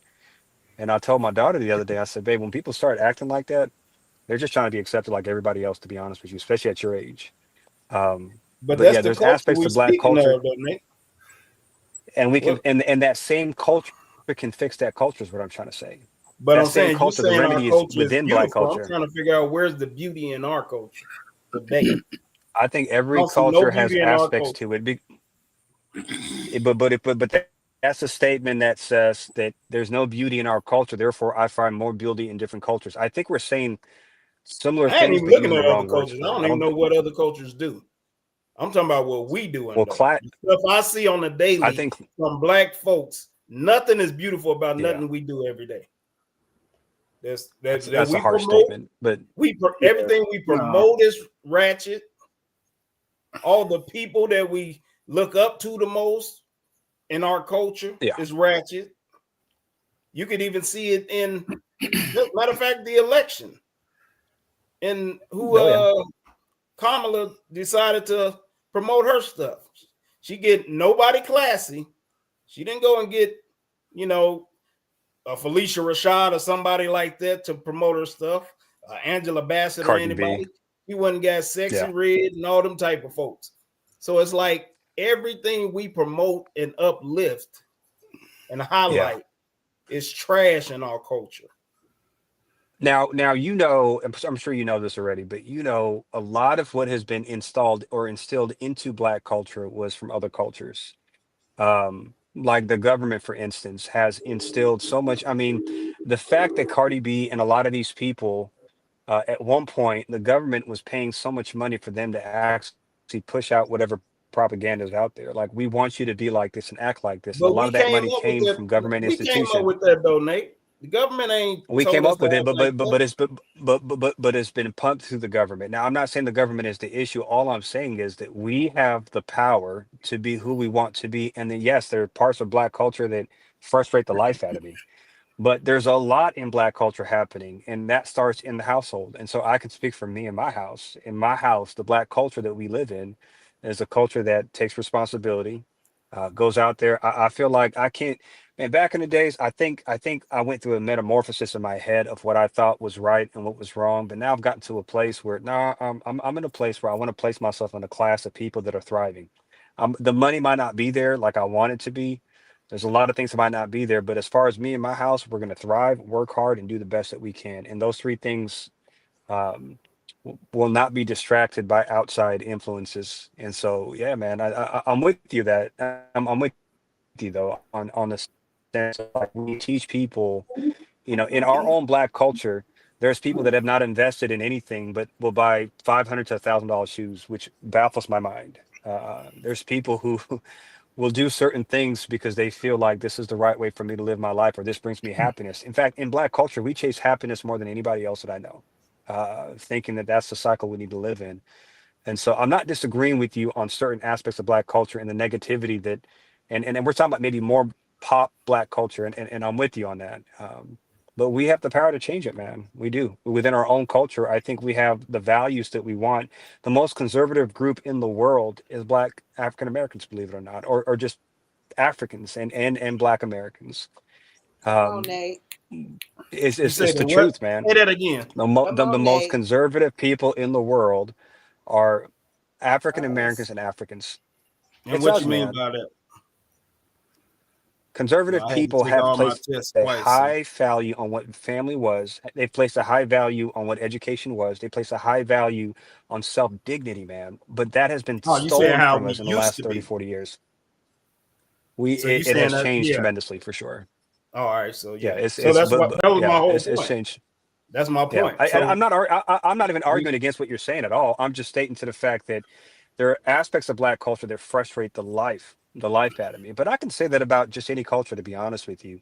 In our our culture. culture, though, yeah, I can. I mean, God, I speak four I mean, languages, man. I've been around the listen. world. There's Yeah, outliners in every culture, yeah. but ain't no culture like Black. Matter of fact, I think all other cultures look to Blacks No, to Yep, that's to a degree. kind in what of dictate what their culture will try to be like. Only in the fun ways. yeah. And I was The going to say that. not when it I think you comes muted to Uh-huh. oh Sheldon. The not prime example right now is the after the Super Bowl, this Kendrick Lamar shit. You see everybody That using that frustrated me. fucking song in the goddamn videos now, Yeah, because Mhm. that frustrated me. it got Yeah. so popular, it got so much press about just the song in general. We got to jump on the bandwagon. Yeah. And like you said, Nate, it frustrates you. So that was another example of how trash our culture is. It's like we we so hype and we liked it as so much, all because he dissed another Black man. and ignored. See what made me mad about it was, yeah, he dissed another black man, but what we ignored was the message that was what he was sending. At least in the "Not Like Us" song. I'm not going to say everything that was within that battle, but that apex or that climactic point right there when he hit with "Not Like Us," the reason it resonated was because there was a cultural message in there.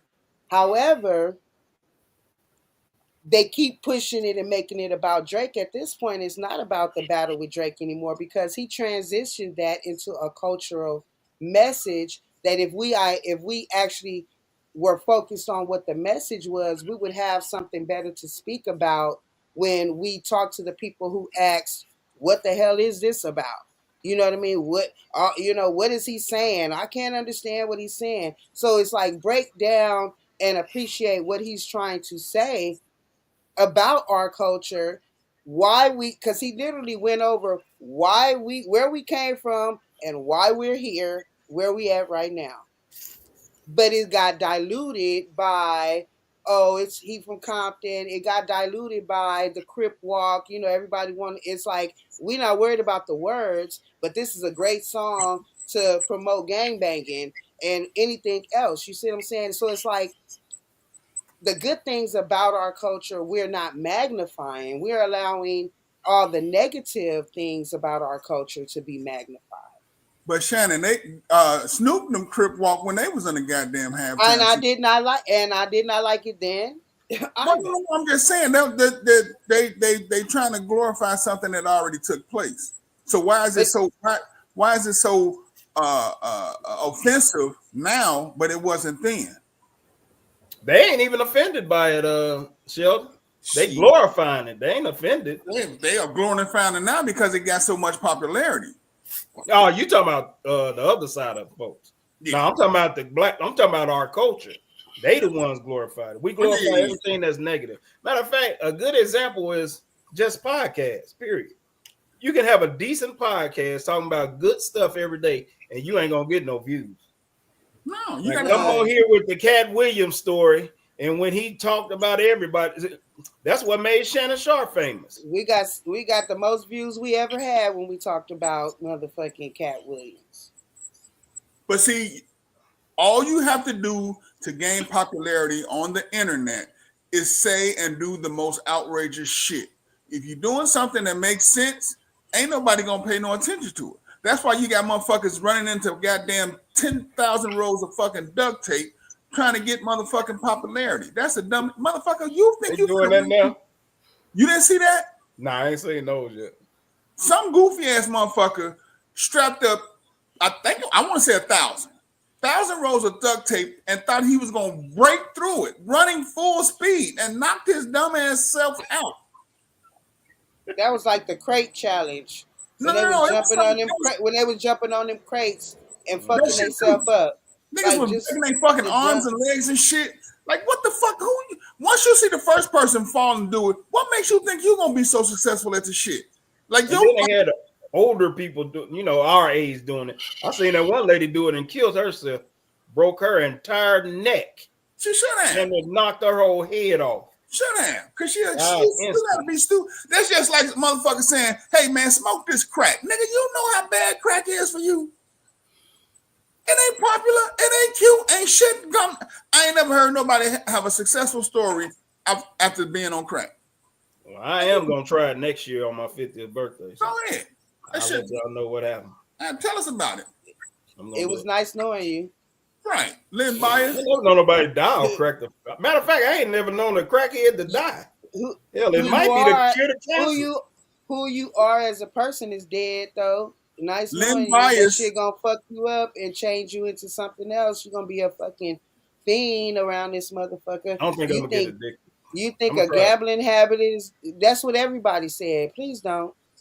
Daryl, what you think? Hey Daryl, sorry it took us so long to get to you, but we was knee deep when you came in. Hi Daryl. Hello. What's up? How you doing? Condolences before we get started. I haven't actually talked to you since the last show, but my condolences to you for the passing of your grandmother. Thank you. I appreciate it. Yeah, I'm just listening. So you agree with me trying crack next year on my 50th birthday? I mean, I'm okay with any grown person making a decision for themselves. I know that's right. Can you help me by it? I definitely feel like you swung a nigga 8-ball. That nigga look like he got an 8-ball in his pocket right now. Most crackheads I know, they're not my size. It's obvious I don't take crack. I would never be confused for a crackhead. Right? You look like you sell it. Tried it. It wasn't for me. Shannon, didn't you say you had some what's some calls for us? Videos? So okay, we can move to this video that I got queued up for us right now.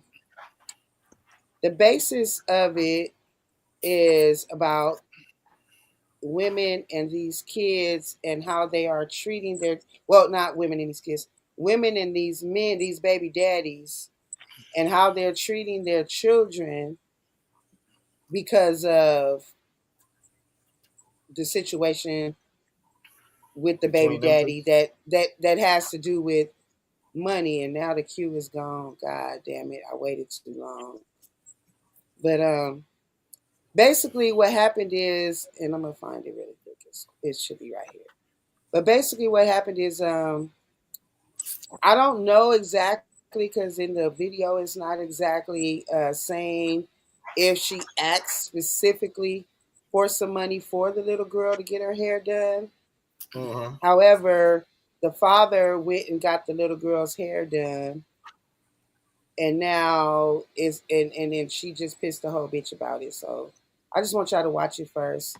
And you know how it is with these videos, sometimes it starts in the middle because I don't have a rewind button because it is a reel.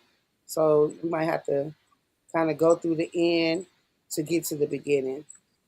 But here we go. Y'all can't hear it, so let me see what volume at. No, we can't hear it. Somebody been crying. I don't care. I told you stop playing. This motherfucker cut my baby hair out of here. Look at that shit. That shit sad. Hurt my baby feel. That way. You don't hurt the dad. You hurt her. You hurt my baby. My baby sat there for 2 hours. My baby sat there for 2 hours. Ain't seen nobody be crying. I don't care. I told you stop playing with This me. motherfucker cut my baby hair out of here. Oh, damn.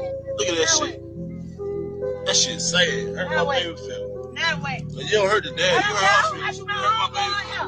My baby sat there for 2 hours. I do my own girl hair. My baby sat there for 2 hours. Stop playing with me.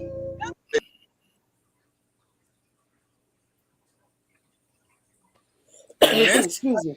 that 50-year-old people don't have to deal with. I don't know. Shannon Partner just had a baby at 50. That shit hurt my motherfucking feelings.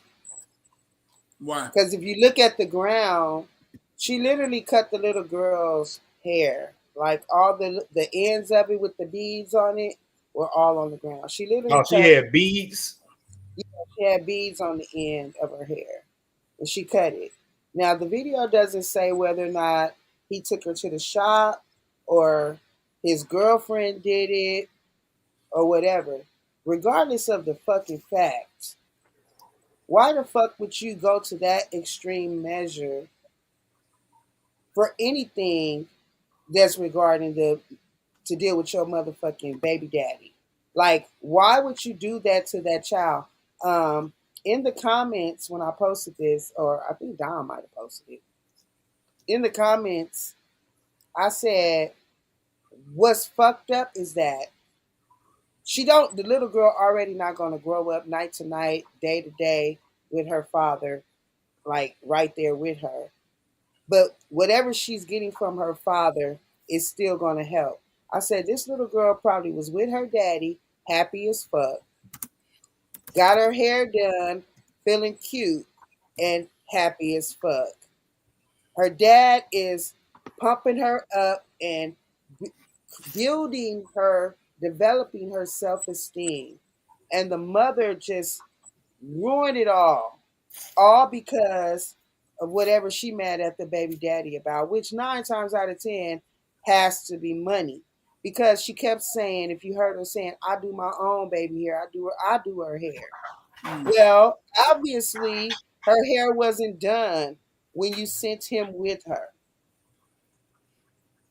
Because men don't generally go running to do those kind of things with their little girl unless they got their little girl for like extended periods of time. But if he's just going to get her for the weekend, if she picked her up and her hair wasn't done, what the fuck did you expect him to do? Whether it was his girlfriend that did it or whether he went to the motherfucking shop. He's got his baby around with him who is a representative of him. And he not only is going to make sure that she looks good for him as her father, he's also instilling self-esteem in her because that's a lot of women's problem. They have low fucking self-esteem as a motherfucker. That's where all these attitudes come from. That's where all these BBLs and shit come from. That's where all this, oh, make a nigga prove that I'm worth something. If he don't fucking take me to a 4-star, 5-star restaurant on the first date, I'm not feeling like I'm being valued. Your fucking self-esteem is in your heart. Your self-esteem is in you. The same shit when Jerome was speaking on the makeup. I'm not mad about makeup if you wear it in moderation and for occasions. But I do believe that if you're going to be with a man, you should be just like this. Like me right now, I don't got on no lashes. I don't got no motherfucking, my eyebrows ain't done. What the fuck ever. All that is, this is my natural me and I'm comfortable here. I love it here. When I get dressed up, it's like just to put on that I can slap on you. Like, oh, let me slap on these motherfuckers right quick. It doesn't have to be my everyday get down because my self-esteem is already high. I'm comfortable in my own natural space. That takes a lot, especially for Black women in this world where the whole world is trying to project beauty as something that looks like a white woman. Skinny. Black women are not naturally skinny. We damn sure ain't got no natural, not for the most part, even though we can here and there have blonde hair, but for the most part, we ain't got no goddamn blonde hair or no blue eyes. Now, we like to dress up. It's cool. You want to dress up every now and again, but you really should be comfortable with your natural fucking self. And for a mother to do that to her daughter at such a young age really fucking hurt my fucking feelings. Like I was so like, ain't this a bitch? And that was not a fucking skit because that girl's braids was on the fucking ground. I did my son when he was my oldest son when he was young. His mother used to put braid his hair and put beads in it. Now you're a little girl, you can put all the beads in your hair you want to, but you're not gonna have my son walking around here with beads in his hair.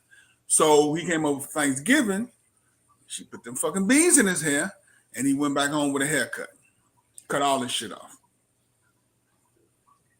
I did it. Right. But Right. but if that's unfortunately that's that laying down with a bunch of motherfuckers making babies and not committed to a relationship. You have to be real selective with who you making kids with. I'm sure at the time it probably seems like a good idea, but after a while, motherfuckers start getting real. It's a battle. Who's going to be the best parent? Who's going to get the most out of the child? And blah, blah, blah, blah, blah. And that's when motherfuckers start bumping heads. Now, you want to sit up here and make a big deal about the littlest things. Like, if you drop, my son's mother used to drop him off with 2 Pampers, 1 bottle of milk for the weekend because she knew I wasn't going to let him go without. But you know goddamn well, why the fuck are you bringing this boy over here and that's all you dropping him off with? But we didn't get off into no back and forth about the shit. I'm his father. I'm going to take care of him. That's what I do. But meantime, in between time, you lousy bitch, don't ask me for shit. We can't even really hold a conversation. We cool now because the nigga's over in his 30s. But it was a real struggle back and forth with her about how he was raised and what he did and how he was taken care of when I was a motherfucker that was taking care of him all the while.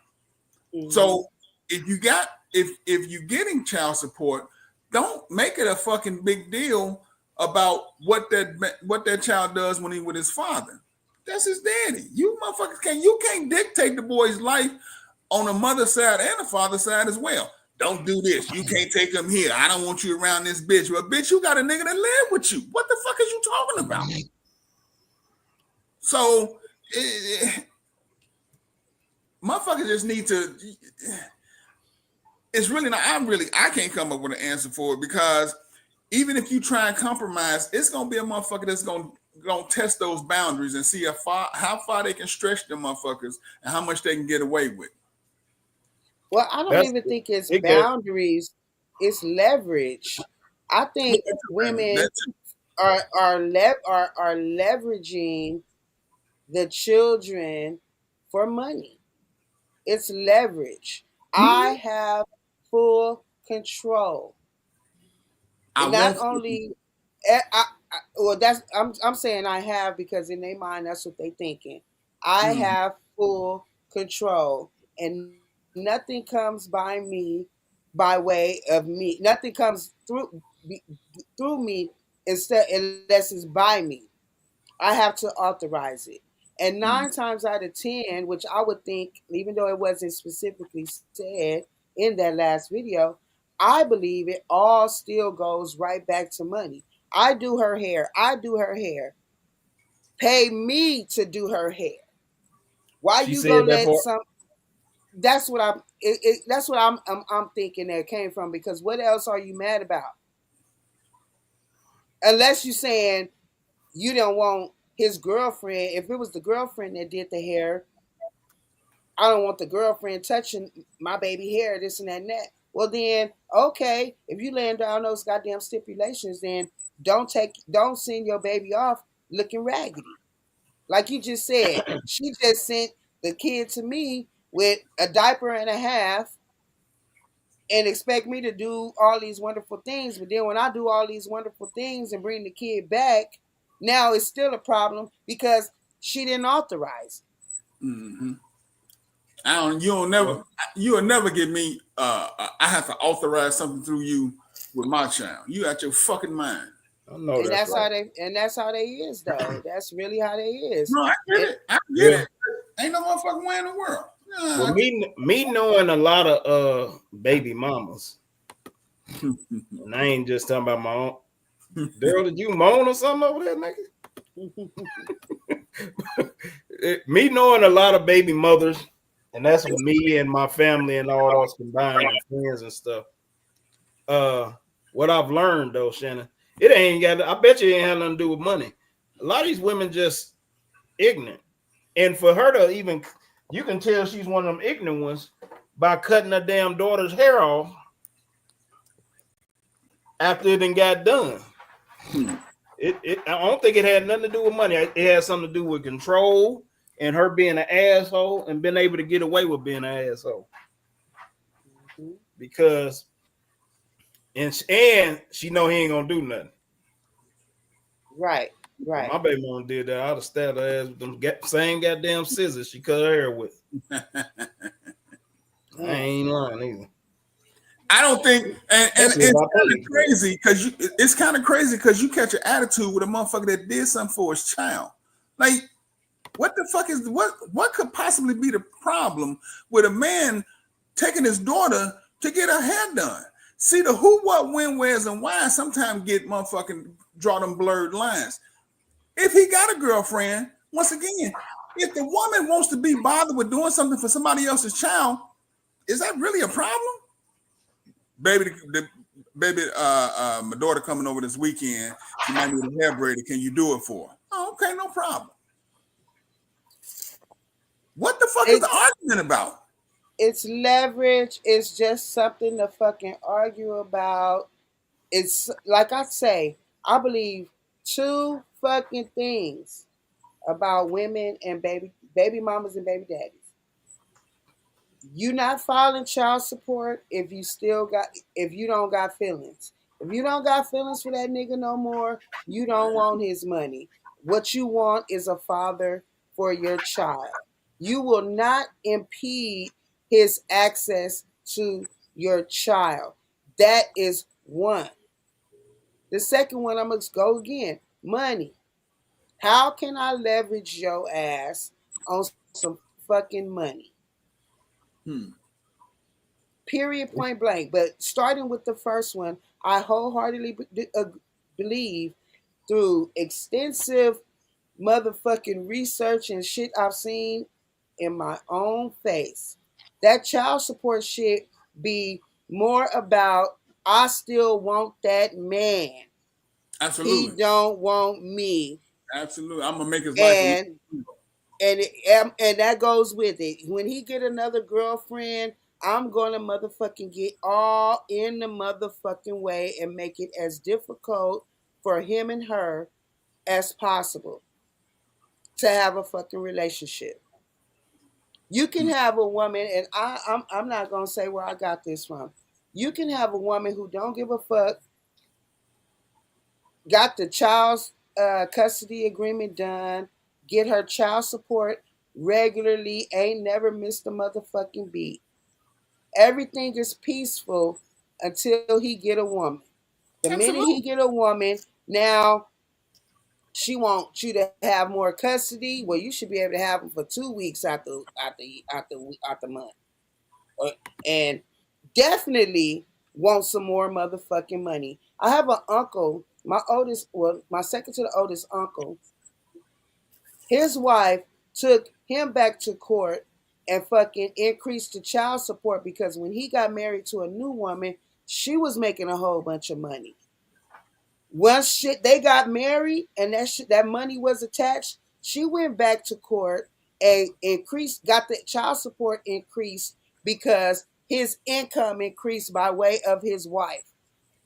And the wife is like, how in the fuck am I paying your child support? How does my money get attached to your child support? And the crazy thing is, it shouldn't be. It is, but the crazy thing is the only reason that it is being done that way is because this woman still wants this man. Absolutely. Now, man, my son's mother, she was with And somebody. it's sick. Go ahead. She wasn't with nobody, so that wasn't our case. It was just from growing. We grew up. We didn't grow up together in a relationship, but we grew up in the same neighborhood. And her mother, for as long as I can remember, never had a fucking job. But the motherfucker kept a new car, kept buying. I had big screen TVs in their house, and all the rest of this other bullshit. Where the money come from, I had no motherfucking idea. They wasn't drug dealers. They were just scam motherfuckers. They did a lot of scam shit. Anyway, she grew up to be just like her mother. Had a nigga that drove her around in the goddamn brand new cars that they got, however they got them, and it was the exact same thing all over again. Unfortunately, I was a stupid motherfucker that slept with her. And she had 3 kids by 3 different niggas. Hey. No, I'm sorry. I take that back. It was 3 kids by 2 different guys. You made number 3. I made number 4. She had 2 kids by one guy and one kid by another. And then I went around and fucked up the rest of my life too. Poor little Tinty. Don't you wish you would have met me years ago? Don't he wish she would have met me years ago? Goddamn right. We'd have had beautiful, some chocolate babies running around this motherfucker. Shit, Daryl, please say something. And we would still be together. That's right, baby. I'd rather hear from Daryl. All right, I'm out of here, y'all. Thank you. Sheldon. Please, hurry up and leave. I love it. I love it. You still here? Sleep well. No cap. I'd rather hear Daryl simping. I'm about to make Daryl fall in love. So you ready? Yeah. Daryl, where you at? Speak on something.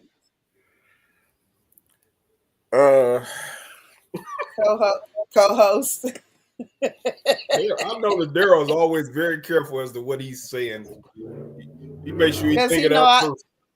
Because he know how I drag his ass. He better knock it off. No, I just believe that with Mike, thanks for coming on, man. Thanks, Mike Danford. Good night. Go ahead. Yeah, I just believe with anything, regardless of the subject that we're talking about, there's always, like Jerome said, there's outliers, there's exceptions. It's not all across the board. So, I mean, whether we're talking about women's reason for child support, I understand what Shannon's saying, but I don't think that applies in every case. Whether we're talking about the culture, I believe that it's what part of the culture.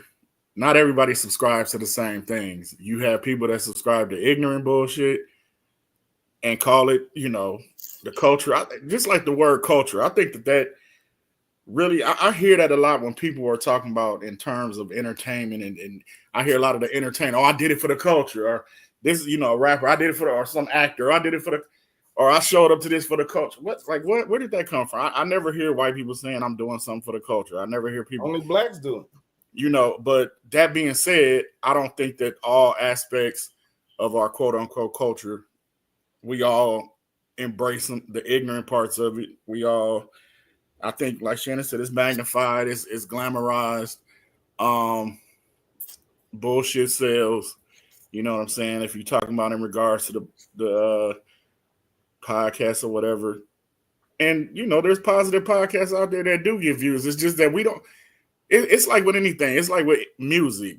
People say, oh, hip hop is all bullshit. I mean, because that's what you hear. But if you do your own legwork and research, there's a lot of good music out there, whether we're talking about hip hop, R&B, whatever.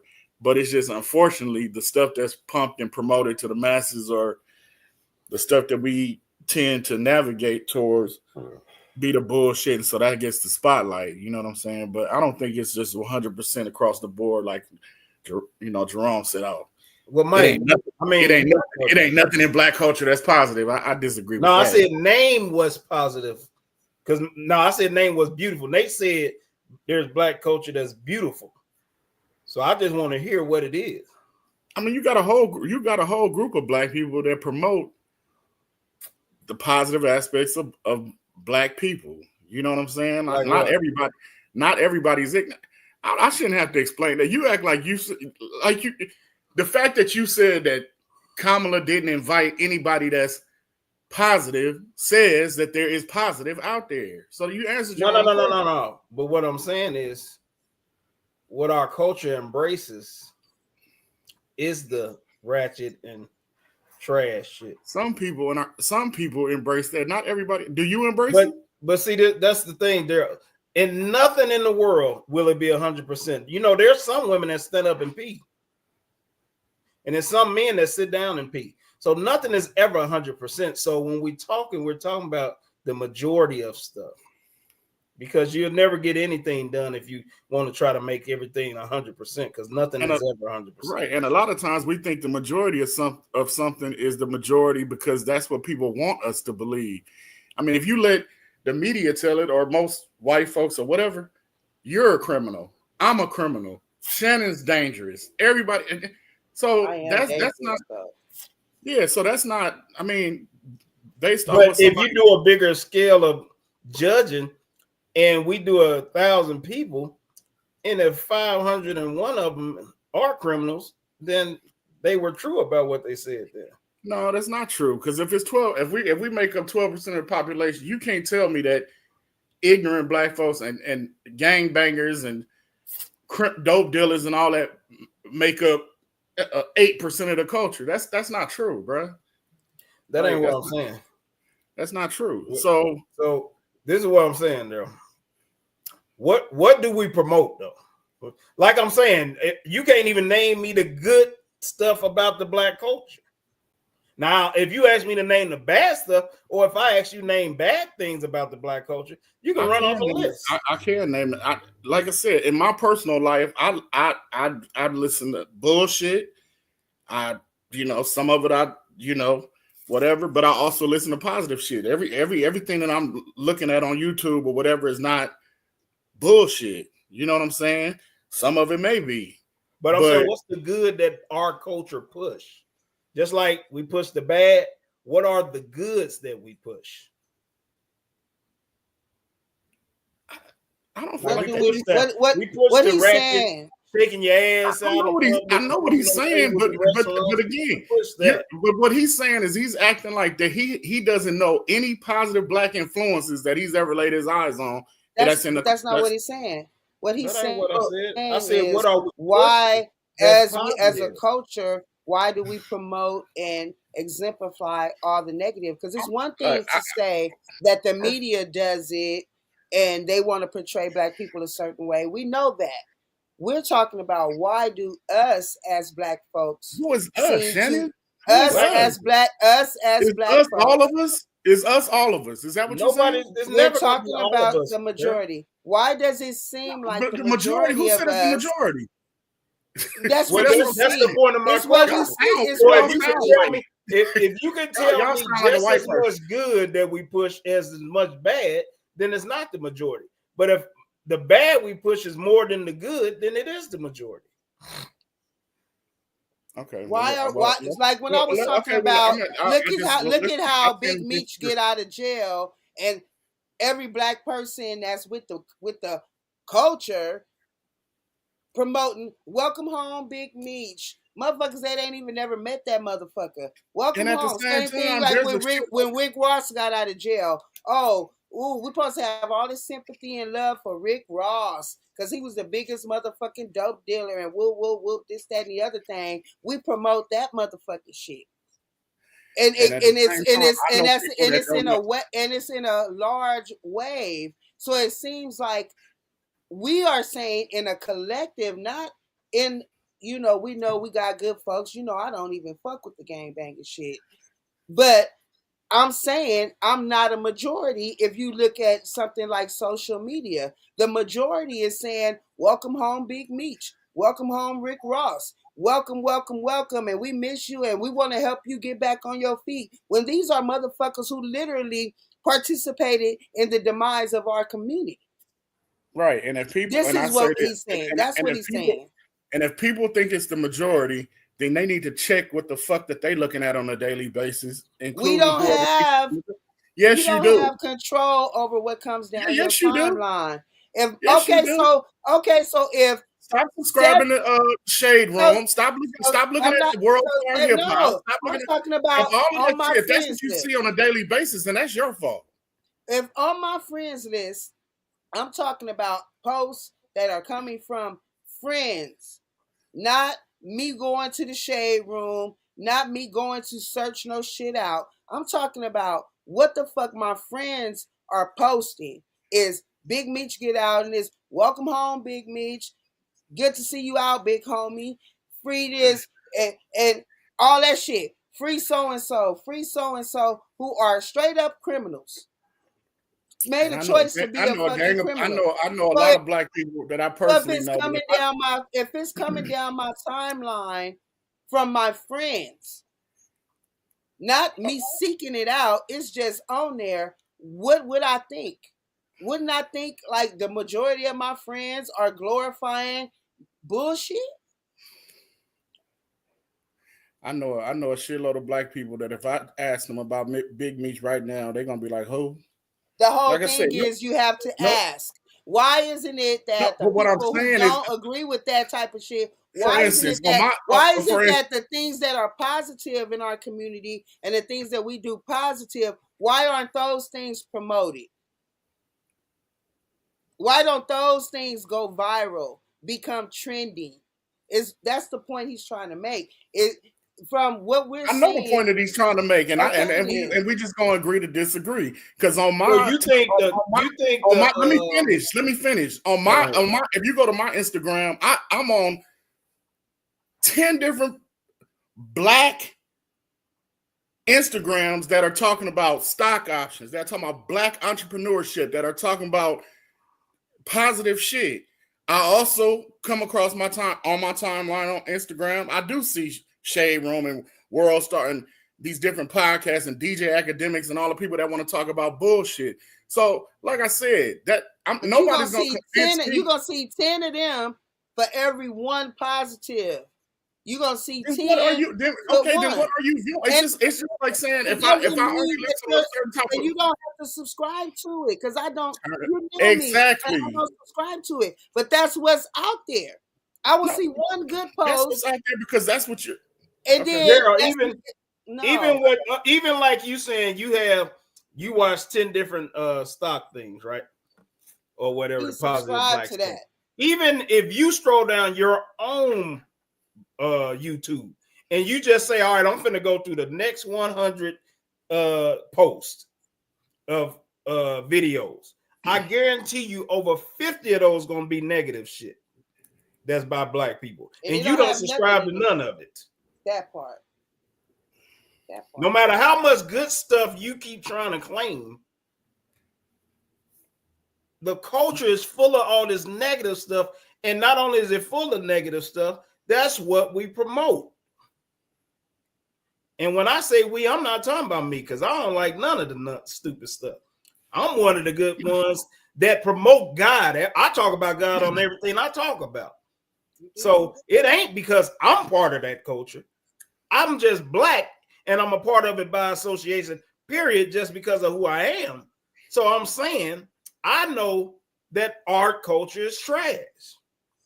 And it's trash because of guys like you that's on the positive side don't want to admit that the shit trash and talk about, hey, we need to fix our culture. That's not what I said. That's not what I said. That's not what I said. First of all, no. What I'm saying is that's you with the no. That's not what it sounded like. And neither one of y'all came for Nathaniel when he said what he said. And I'm saying the same thing. What did he say? What did he say? He said that he don't believe that all aspects of our culture. I did come for him. I said what negative. No, motherfucking Jerome did say that because Jerome said most of said that our culture is trash. Nate said, damn, that's a harsh statement. Then Jerome said, how about you name some good shit? And no good shit never really got named. Yeah, I said the same thing to him that I said to you. And then by the end of the conversation, he said, I'm not disagreeing with you. So I am. So let's just leave it at that. And that's my point. Yeah, because nobody's. I don't know how many people that we are. I don't know how the numbers as far as how many black people are in this country.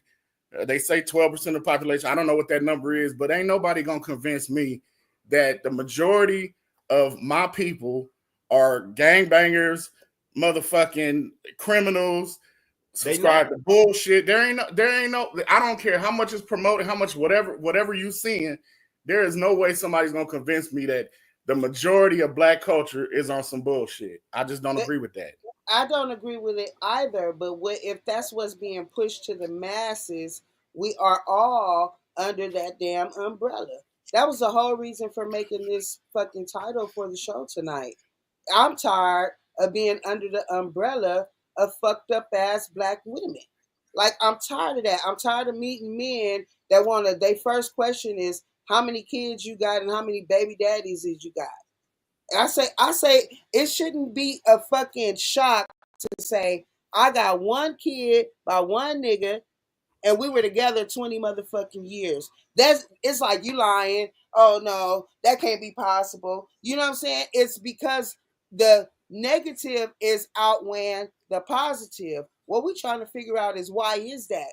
Because for me, it seemed like to me lately, the negative is outweighing the positive. And it wasn't like that 30 and years it wasn't ago. like that 30. Exactly. It wasn't.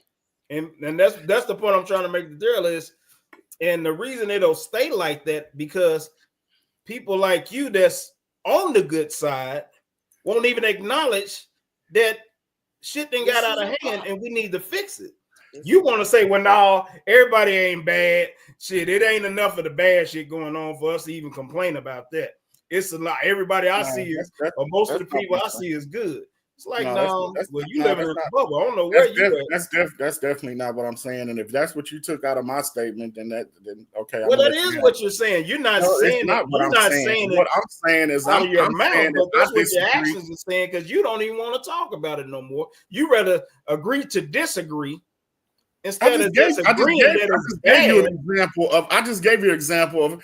And so me personally, like I said, I feel like I'm with the bullshit. I'm with the positive shit. That's how I always been in my whole life. You know what I'm saying? I've been I've been in a gang. I know the street side of it. I also know the non-street side of it. You know what I'm saying? So yeah, I'm not innocent of the fact that I'm not saying I don't listen to the bullshit. I'm not saying that I don't be on the sites where there's bullshit or viewing bullshit. But I also know that in my personal world, that it's just not 100% bullshit or 80% bullshit.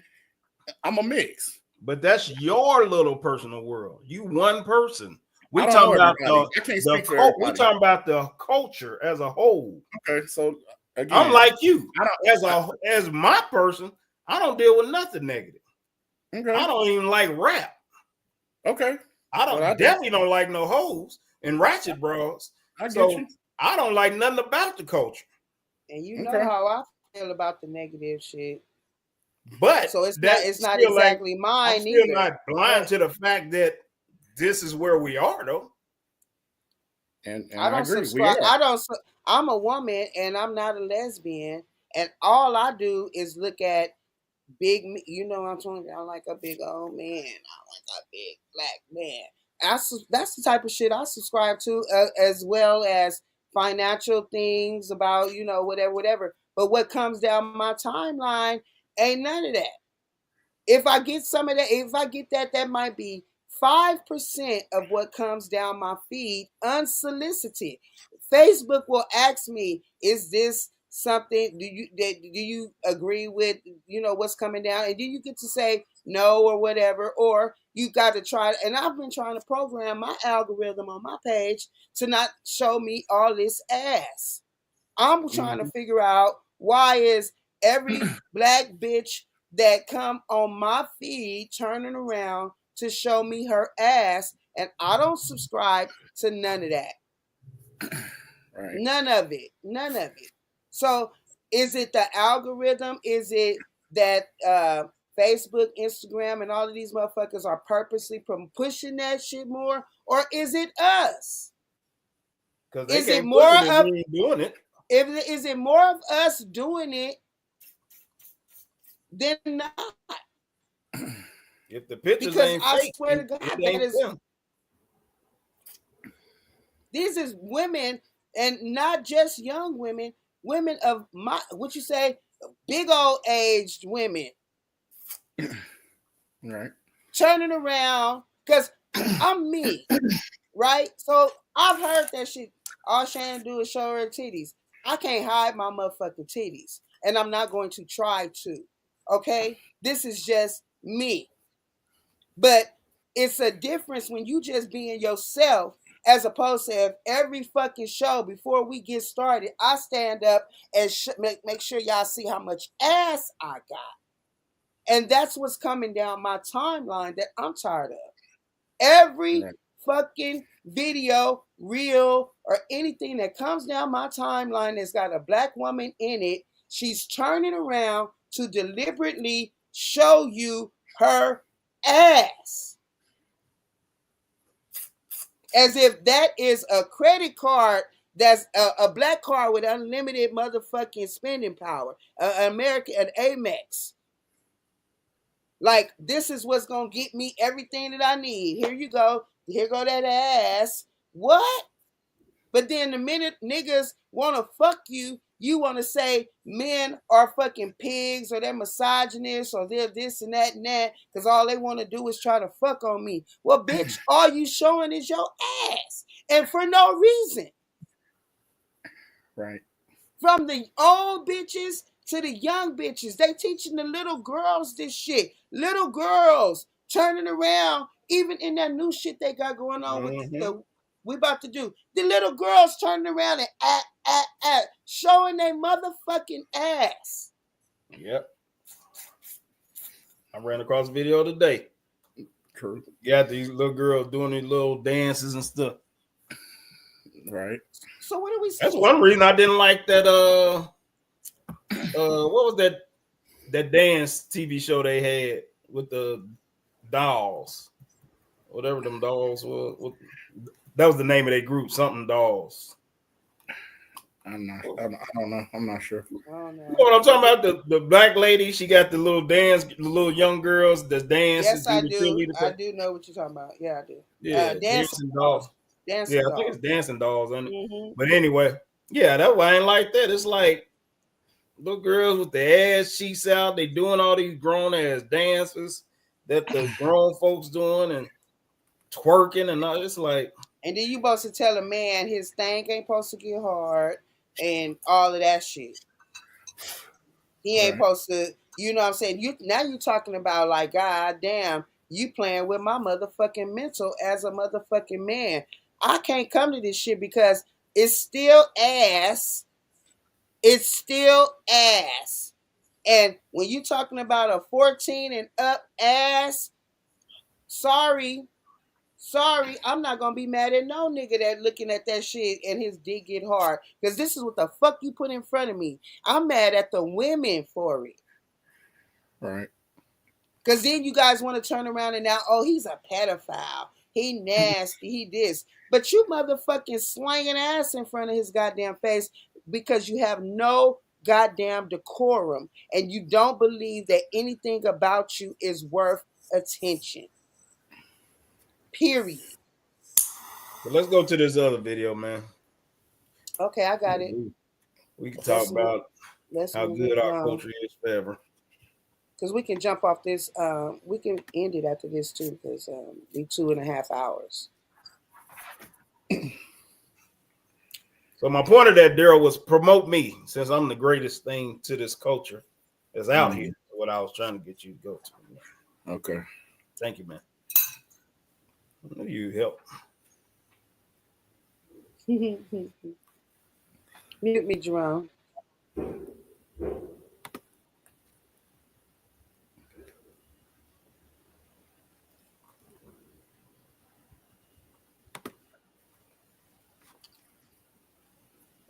Mike said it was practice. Practice is on horn, huh, Mike?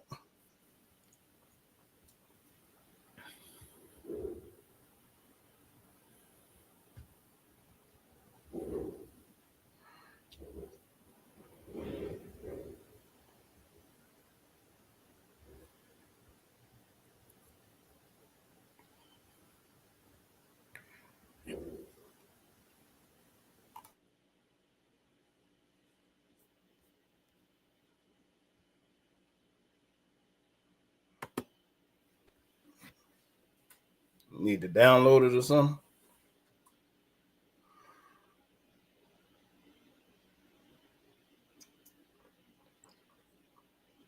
You want to play? My bad.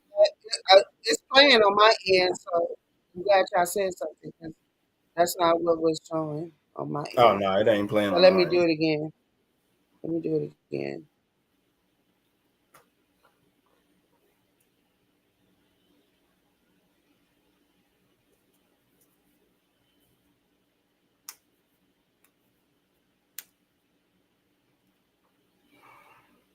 Shit, it was playing on my end. I am so sorry. I told you when it clicked, sometimes it go back. So are we looking at the right thing right now? Y'all see the right thing? Yeah, that's it. Yeah. Okay. Mute me. Mute me, Jerome. Also on Capitol Hill yesterday, a House subcommittee hearing ended abruptly when a Republican congressman misgendered Democratic Representative Sarah McBride. She is the first openly transgender lawmaker in Congress. Watch. I now recognize the representative from Delaware, Mr. McBride. Thank you, Madam Chair. Ranking Member Keating, also wonderful. Mr. Chairman, could you repeat your introduction again, please? Yes, we have set the standard on the floor of the House, and I'm simply. What is that standard, Mr. Chairman? Would you repeat what you just said when you introduced a duly elected representative from the United States of America, please? I will.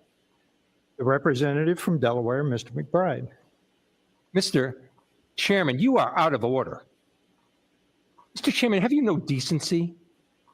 I've come to know you a little bit, but this is not decent. We will continue this. You will not continue it with me unless you introduce a duly elected representative the right way. This hearing is adjourned. And as you just saw there, instead of properly introducing Representative McBride, Congressman Keith Self suddenly adjourned the hearing after that pushback from Democratic lawmaker Bill Keating. McBride, she took to social media after that hearing. This is what she had to say. She said, "No matter how I'm treated by some colleagues, nothing diminishes my awe and gratitude at getting to represent Delaware in Congress. It is truly the honor and privilege of a lifetime. I simply want to serve and try to make this world a better place." Meanwhile, Representative Keith Self also posted on X saying it is the policy of the United States to recognize two sexes, male and female. Yeah, so those of y'all that didn't see it or wasn't familiar with it, there's a transgender representative, which was the McBride person that was introduced. And the state representative introduced him as Mr. McBride. And so he was saying that they come to the agreement that they'll be representing people as to what they are instead of what they claiming to be. So basically he called her a Mr. McBride because she's a man. And the other guy got very heated because he didn't call him Miss Bride or McBride or whatever the name is. What you think about that, Daryl? Do you think he was wrong for calling him Mr. McBride? You muted if you trying to and talk. This was and I'm sorry, I'm not familiar with who. So this person was what? Woman that turned into a man or whatever? A man that's trying to be a woman. And he referred to her as Mr. McBride. Yeah, it's a man that's transgender trying to be a woman. So like Caitlyn, like Bruce Jenner. Yeah. So he'd have named him Mr. Jenner instead of Mrs. Jenner. That's what he did. First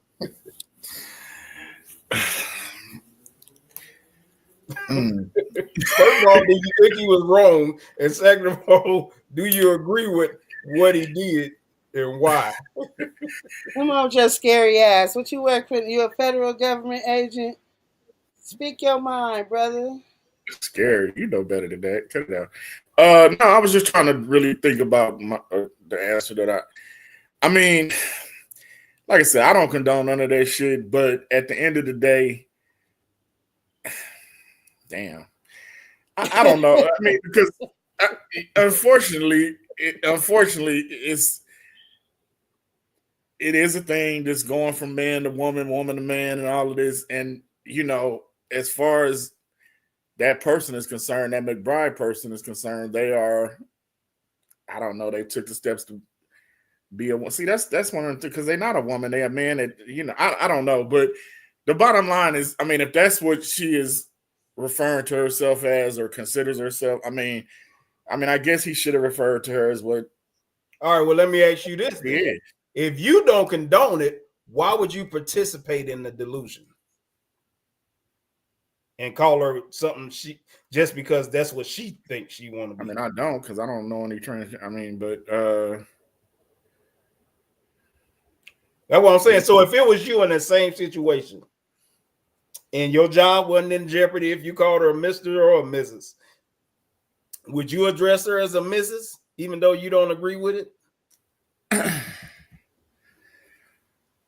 Actual transgender. However you want it to be. She could have. I wouldn't give a damn if she had a thing cut off and sold in a prosthetic coochie. If I know she was a man, I'm not calling her no broad. Yeah, no, I feel you. He Mr. McBride to me. I'm with old boy. I feel that. I don't think it's. I don't necessarily. Because this is the main thing I think, Daryl, for real. And this is why we're at where we're at, because we allowed so much of the bull jive from year to year. And now we all the way up to now, they want to be in women's sports. They want to go in any bathroom. They want to go in and all this. It's because we start allowing little shit at a time. So my thing is, where do we draw the line then? Because if a person can just name or think or say they want to be something and transition to it, then why can't a man just say, well, I identify as I'm still a little 15-year-old boy. So I still like 15-year-old girls. So if I can be this way because this is the way I feel I am, then why do we have a problem with that? But we're okay with this. So it's like we have to draw the line, because if we're going to okay some of this bull jive, then you can use it in any situation to benefit yourself if that's the case. Right. It's no different than me saying, all right, well, like Shannon joked around one time. I think she said, well, I identify as a millionaire white man. It's like, okay. Now she's supposed to be letting all the right white woman, letting all the exclusive clubs and things of that sort. You know what I mean? It's like, right. No, if I don't think we should have to conform. Yeah, conform and participate in the delusion of others just because they're crazy and feel like they're something else. Right. And I really I really appreciated them doing that, especially on that type of platform, because it's like, all right, we're just setting the standard now. We're no longer dealing with the bull. You can be, because that's my thing. You can still be the transgender, but nigga, I ain't gotta address you like that. And if you don't like me calling you Mister, then shit, just don't answer to it. It's no different than me calling you any other thing outside your name. Right. You know what I mean? But you can't make me call you something that's what I don't like. And then it's a problem when I don't call you that. And then the crazy part about it, man, like, so my wife is in the education system. Mm-hmm. Do you know there was a situation in school one time, and this might not even be her, it might be another teacher I know. But anyway, there was a student that that morning they went to school. She had called her something, the student something, and they was like, oh, well, pronoun today is they, something like that. And so later on after lunch, she addressed them as that, and they had changed it again. And so now she got to call them by something else. And it's only been 3 hours. So it's like, motherfucker, I ain't finna play this game with you. So you can change your shit after I call you something right now. You can change it after that and change. Nigga, you can be 7 different things in one day. Why the fuck we gotta play with y'all? Because y'all niggas retarded and want to just do shit just to be doing shit. You know what I mean? It's like, no, let's end this shit. That's one of the things I did like about what Trump did when he said we going back to just men and women, male and female, you know. We ain't finna play with y'all. And I think that's what's been missing from this generation, this world today. Is like we just tolerate anything. Men don't be men no more. Men used to stand up and say, men didn't allow their sons to be gay back in the days. Ain't none of that shit. I gotta love you anyway, and no, fuck that. You won't be gay around me.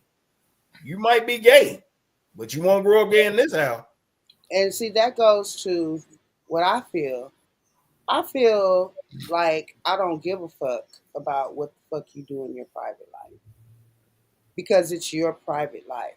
And I don't agree with them merging their private lives with their professional lives and outside life with people who, for lack of a better word, really don't fucking know you.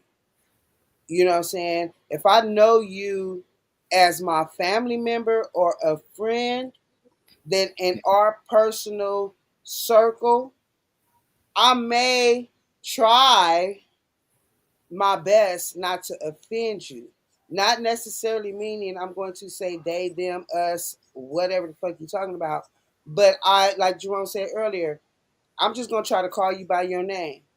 And if I need to get your attention, I will tap you on your shoulder before I just say this and you be like, I told you to call me this and I'm that or whatever. I'll tap you on your shoulder if it mean that much to me. Y'all know me, 9 times out of 10 it's not going to mean that much to me. So I'll wait until I have your attention and then we'll talk about whatever. But still, even in that, that's just a love I give to the motherfuckers that I actually fuck with. You know what I'm saying? And I'm still not really trying to jump through that many motherfucking hoops for it. You see what I'm saying? Right. Do that. That's your personal life. Why are these situations being made a public issue? Is where I have a problem with it. It's like you putting people in, like Jerome said. I don't know what it is. Maybe we should make our next show should be, is all this shit a mental illness? Because at the end of the day, it just seemed like you playing with me. I haven't even seen you. I just saw you 3 hours ago and it was call me Day. Now 3 hours later, you changed your mind. I ain't even seen you. So when I say hey Day, oh no, I'm us right now. Wait a minute, motherfucker. I don't gotta keep up with that bullshit. Right. I ain't seen you for fucking. I just saw you 3 hours ago. You was Dave.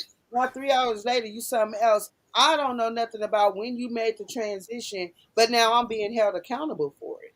That's bullshit. People are losing their jobs because they just speaking in their normal language, their normal tongue that they probably been speaking for 40 fucking years. Now all of a sudden you want to reprogram a motherfucker and they gotta hurry up and do it or they're gonna be penalized for it. That's bullshit. Right. That's not you can say that what the fuck we be dealing with in relationships. Today you was cool. Tomorrow you got an attitude. And then the day after that, when I say what the attitude was about, you tell me, oh, I needed X, Y, and Z. But you never told me in these last 2 days that you needed X, Y, and Z. You wanted me to figure it the fuck out. Suck a dick. Suck it. You can suck it. And how you are being reluctant. That's why I say, what, you got a federal job or something? It's fucked up that this situation with these people got motherfuckers holding their tongue. You can't even speak freely because you like, oh, somebody gonna be mad. Everybody's offended. Oh, da da da da da da. You like, God damn, I'm just regular. Don't be so goddamn sensitive to what you got going on. Because at the end of the day, like I was told years ago, all that shit is a power play. It's about control. It's about what can I make motherfuckers do. Now, some gay people and some transgenders can bring their motherfucking raggedy ass on this goddamn show and tell me their perspective on why it's not that. Because that's exactly what it seems like. It's a fucking game of control and power. And if I have the power to make you change your mind, change your tone, change your speech, I'll just beat your ass down and kill all of who you are. And I'm only what Jerome said. I said I think I read 2%. Jerome said less than that, but 0.2%. You're 0.2% of the whole goddamn world. Or if we're just gonna speak on our country, you're 0.2% of this fucking country. But you wanna make the whole country change and conform to what the fuck you do in your bedroom. And we not there. Right. Yeah, no, I feel you. Yeah, this was some years ago. This guy, he wasn't a transgender, had a sex change or whatever. But some gay men, he was gay. And I knew him through the girl. So basically the girl I was dating, and shit, this was in high school too, now that I'm thinking about it. He was a friend of her mother was like a what you call it? What do they call it that puts a stop sign up and get the kids across the street? What is it? Crossing guard. Crossing guard. Yeah, crossing guard. And there was a guy that used to that was her mother's friend, gay man, and he used to come talk to her while she was on her shift. And I guess he lived in the neighborhood or whatever. And whatever his name was, it was a man's name, but he preferred to be called, I don't know, I'm gonna just say Frida or some shit. You know what I'm saying? And so, again, I was young, I was in high school, whatever. So I mean, that's what I referred to him as when I would see him. I'd be like, "Oh, hey, Frida," or whatever. And I don't know if it was Frida because it's been so long, but it was a woman's name that he preferred to be called. So, I mean, I guess in a case like what you were saying, if you know somebody, or I don't know, if I did know his real name, if his real name was, let's just say, Mike, I don't think I would have just walked up on him when I did see him and say, "Hey, what's up, Mike?" You know what I'm saying? I mean, shit, he said his name was Freed. You know what I'm saying? That's how he introduced himself. That's how everybody else referred to him. So, in a case like that, I guess I would just, like I said, the few times that I did encounter him, I did call him by whatever he said his name was. You know what I'm saying? So I don't know. Yeah, it's kind of. Yeah, I just think that those things, like I say, are interpersonal. So if, like I say, if I know you, so I know you, right? You, Daryl. If next year, and I'm just using this as an example, baby, don't get to tripping on me, cuz. I'm glad. Thank you for the disclaimer.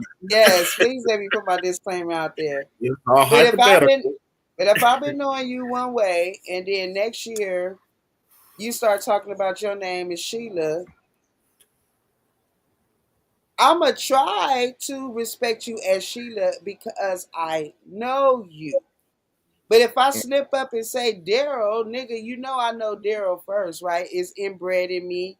You know what I'm saying? Woo woo. But in an interpersonal space, I will try to respect you because I respect you. You're my friend. You're my friend. This is what you want to do, whatever.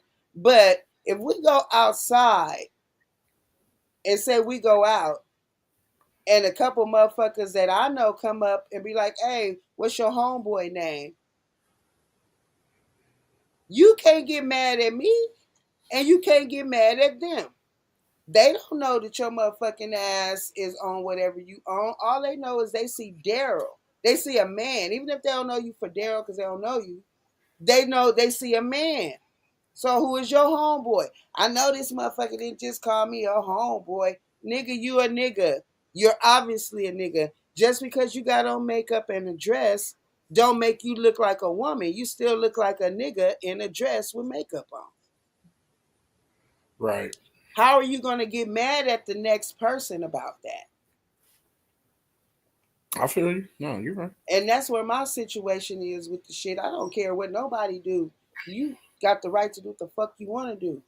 But I also have the right to not be conformed by what you fucking talking about. Right.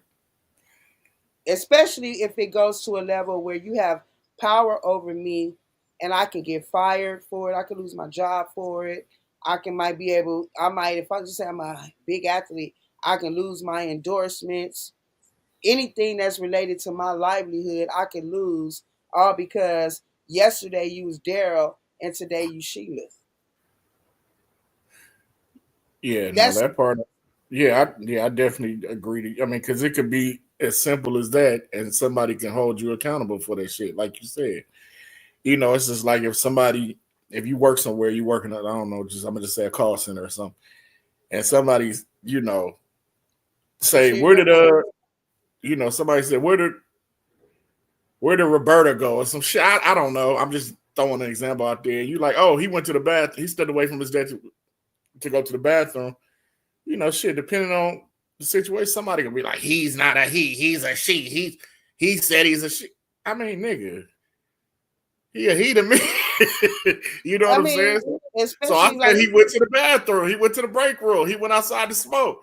And the motherfucker be like, that's a she. Like, who? What? So I get you with that. It's just like, yeah, it's unfortunate. And you for instance, I work with, well, he just got let go. But I worked with somebody. I don't know for a fact, but I think I do know for a fact because he was open about not bragging about it, but saying it or whatever. And his name was Taylor. And he was with them pronouns and shit, and he had it on his email signature for a job. You know what I'm saying? Like it was something about they, she, like the shit that you were saying. And me personally, I used to talk to my other coworker, obviously not out in the open chat, but I just used to be like, I ain't subscribing to none of that bullshit. Fuck what Taylor talking about. You know what I'm saying? But he used to make comments like,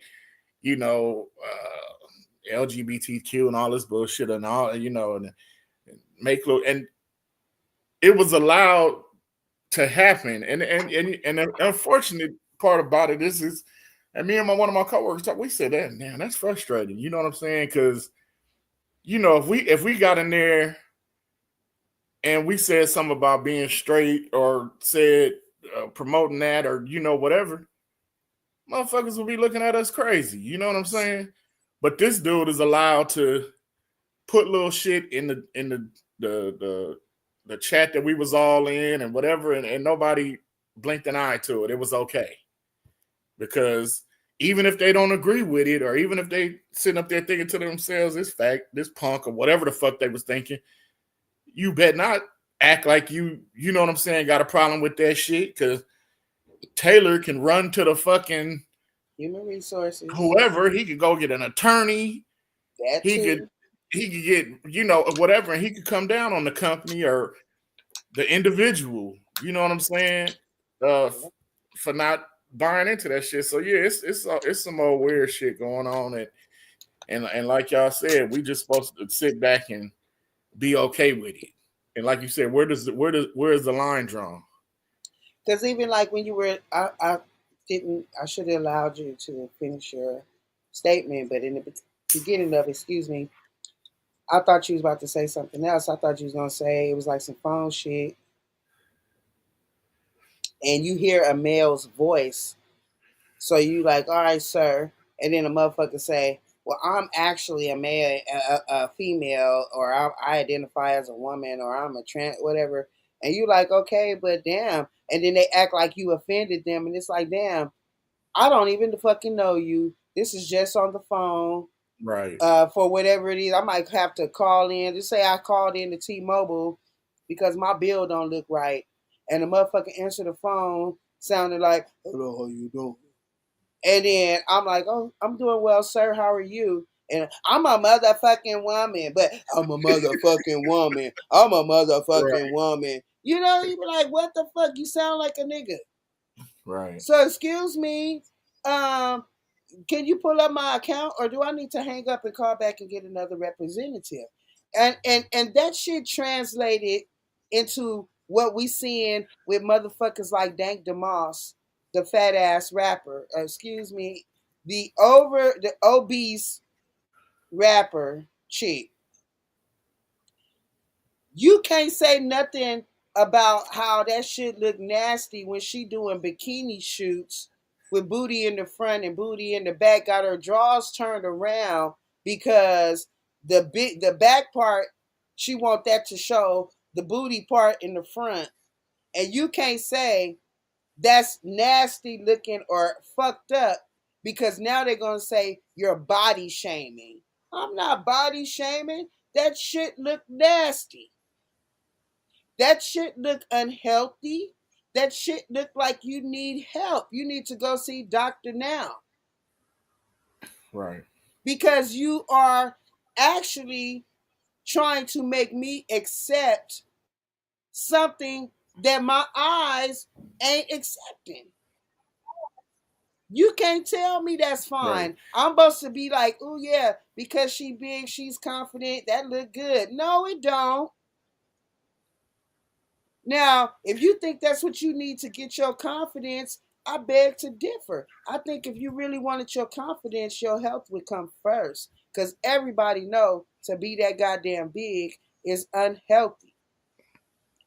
Number two, you're only doing that shit because that's the only way you can get some fucking attention. And how they say, all attention is good. Any publicity is good publicity. So I understand that. So you want to get views, you want to get paid on Instagram, Facebook, and whatever the fuck else, not because you can rap, but because you willing to make a goddamn fool of your fucking self Right. with all this extra shit. And I know it's no different than these little bitches showing me their ass on my timeline. It's no different. Go take that shit to OnlyFans. And for the people that got them fetishes or that's what the fuck they like, go get paid over there. Why are you bombarding the masses with your bullshit? And then if the masses don't agree with it, we wrong. Right. Yeah. No, I totally agree. I hate that shit. I'm telling you, that's the reason why this shit. When Jerome was like, "What's the topic for tonight? These hoes? Fuck these hoes. I'm tired of these hoes. I'm tired of all these motherfuckers that's making it seem like black women are just the worst bitches on the planet. Like we stupid. Like we don't value anything, and like they can fucking use us and our ratchetness to reel in more motherfucking black people. Fuck that. Fuck that. Can't even fucking meet a nigga and be like, oh, cool. The first thing out his mouth, how many baby daddies you got? How many kids and how many baby daddies? And it's like one kid, one baby daddy, and a 20-year relationship that went along with that. Now it's you lying. Now a nigga will dig even deep. I literally went through this shit. This motherfucker testing me left and fucking right because he ain't never seen nothing like that. But motherfucker, it's out there. Where you come from? Like, I don't know where you come from. No, I am what used to be the norm. Now they done made this ratchet shit normal, and every black woman you look at, that's what you expecting to get. Like when Jerome say, "Fuck that shit." That's why I jumped on my motherfucking wife, because this shit don't apply to you. I found one. Lord have mercy. Let me grab this motherfucker right quick. I can't believe these niggas ain't snatched your ass up already, because they tripping on me. And it's sickening. It's sickening. And as a black woman, I don't want us to represent ourselves like that. I want us to be fucking more, have more self-esteem and put our value in somewhere that is more sustainable. What is wrong? Like I say, me and my bestie talk about this shit all the time about how what we got programmed with when we were young. So for me, us coming up, having babies was like the worst thing you could do in your fucking life. Oh, you have a baby, your life is ruined. It's ruined. And people gonna shun you. Don't nobody want to babysit. If you even want to try to bring yourself up from that situation, if that made you down, that's if it made you down.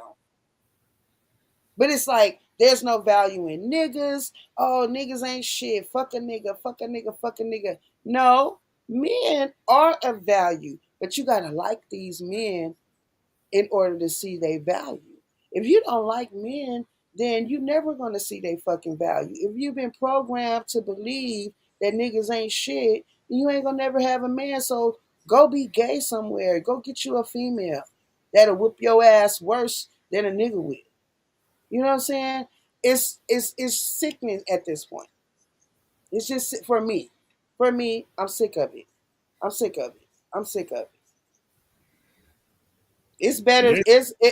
It's better things to fucking do in your motherfucking life, and it ain't nothing wrong with doing what you was made to do. That's why I don't got a problem with fucking.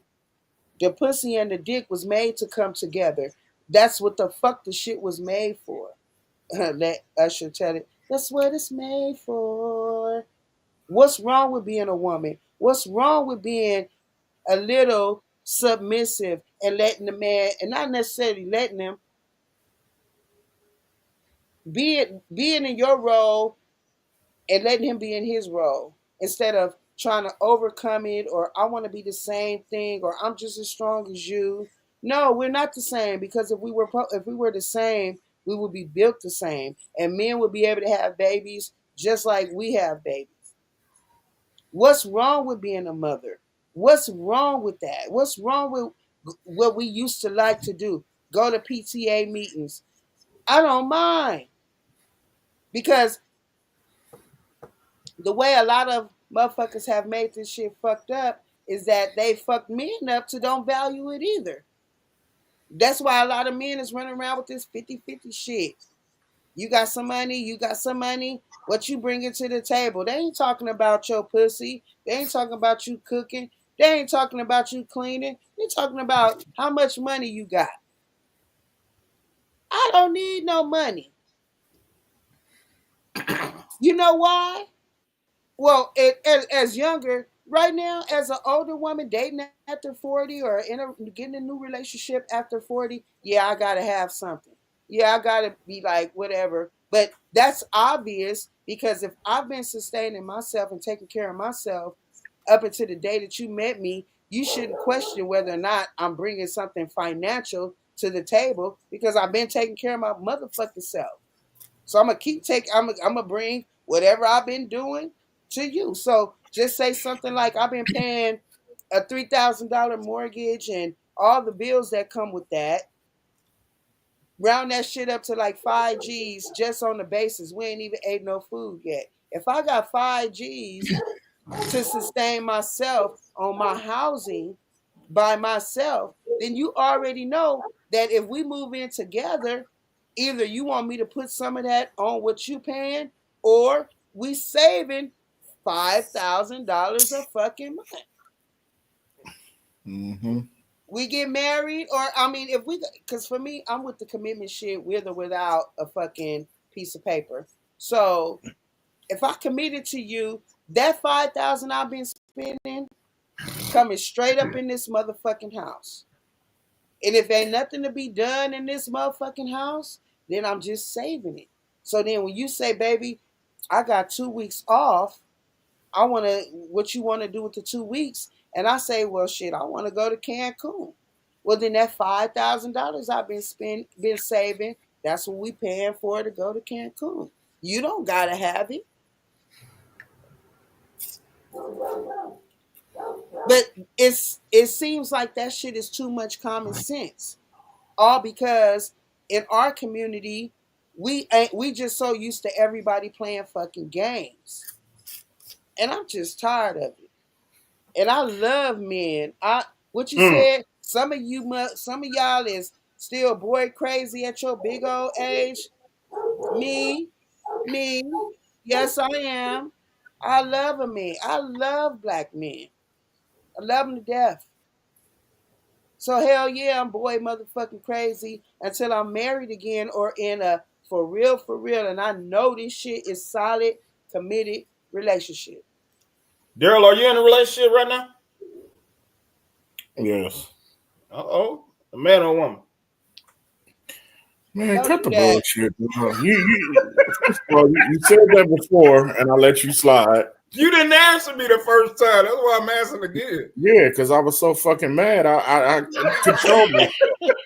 Because I was about to cut you the fuck out. Girl, you got to think. With having the conversation we're having tonight, why is that offensive? Nigga, because you know better. But no, Shannon, to touch on what you were saying, that actually works both ways as far as that question about kids and how many fathers and mothers, you know. It does. It you does. saying men, that's I get that as well. I've gotten that in the past as well. Like I have 3 children, they all by the same woman, and even women be like, oh, impressive. Like it's some shit, you know, or they, you know, really? That's different, you know. So it worked both ways. Men, they act surprised with y'all, whatever, and women act surprised with us half the time because they used to whatever they used to or whatever they used to the Jeromes you know, of the world. Right. Yeah, so you know. And we are. And in fairness to me, because you wasn't here when I spoke on this, because I spoke on this earlier. It depends on where your value is. I value family. I am big on family.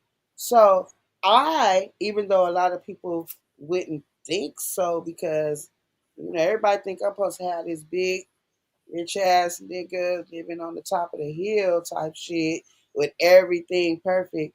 No, me myself, number one, I fuck with who I like. I don't fuck with motherfuckers for money.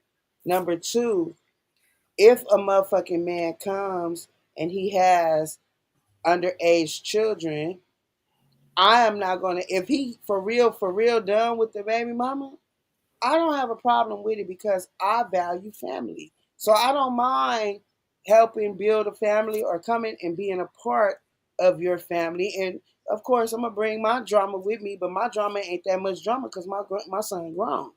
But I'm open to helping a motherfucker finish raising his kids if he's single and he really need a woman in his life and some help.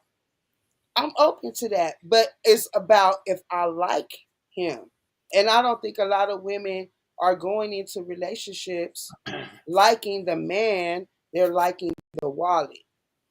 So when the kids and the baby mama drama and all that shit come along, they ready to jump ship because that's not what they really want.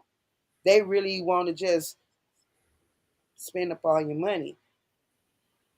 But I come from the generation where family is the shit. Family is everything. If you notice, I stopped posting a lot because of this show and because of the domino community. Because like always, in every circle that I get into, I'm very, very popular with men, and I'm 25% popular with women because the other 75% is on whatever kind of bullshit they on. I could call it jealous. I could call it whatever I want to call it. I'm just gonna say they own whatever they own. So it'd be a issue. At the end of the day, what I'm trying to do? I'm not gonna like that question you asked me on the last show that we did.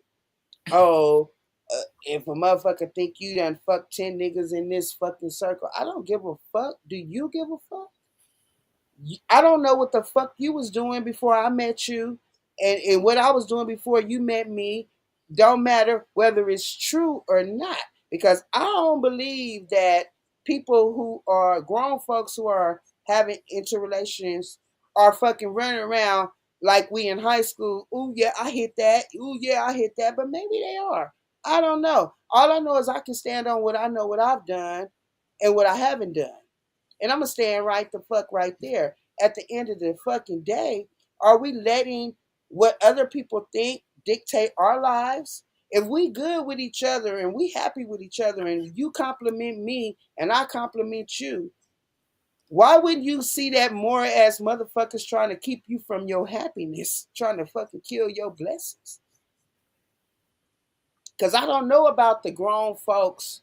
I mean, it probably do exist, but I don't believe that I've ever fucked with any motherfucking man that's a grown ass man that fucked me and ran and told all his homeboys. Oh yeah, That's they do. bullshit. I They mean, do. but well, if they did, then that's on them. That's on them. That's more of their character than it is mine. Right. You see what I'm saying? Like, I'm not about to run around and live my life worried about what nobody got the fuck to say about me. Because if you wasn't in the room with me fucking nobody, you don't know who I fucked and who I didn't. And just because you saw us having a conversation, don't mean we did the forking. Bullshit. But you can think what you want to think. You still paying attention to me. I'm not paying attention to you. I don't subscribe to that life. I don't got time to be worried about what nobody else doing. I'm not trying to find out. Ooh, did you fuck? Did you fuck? No, that shit is stupid. And to a degree, it makes the black community look like we are a tribe of fucking immature ass adults, children. Everybody doing the same thing, but want to hide their hands and point fingers at the next motherfucker. Children, you're a fucking child. Grow the fuck up. That shit is crazy. So that goes to everything that we've been talking about tonight when it comes to our black culture and what we're promoting, what we're making the whole world think we about. Even though no matter what we do, everybody trying to emulate that shit. At least the fun part.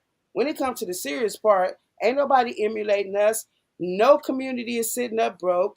No community is sitting up fucking not fucking taking care of their kids and not promoting family. Black community are the only motherfuckers who's doing that.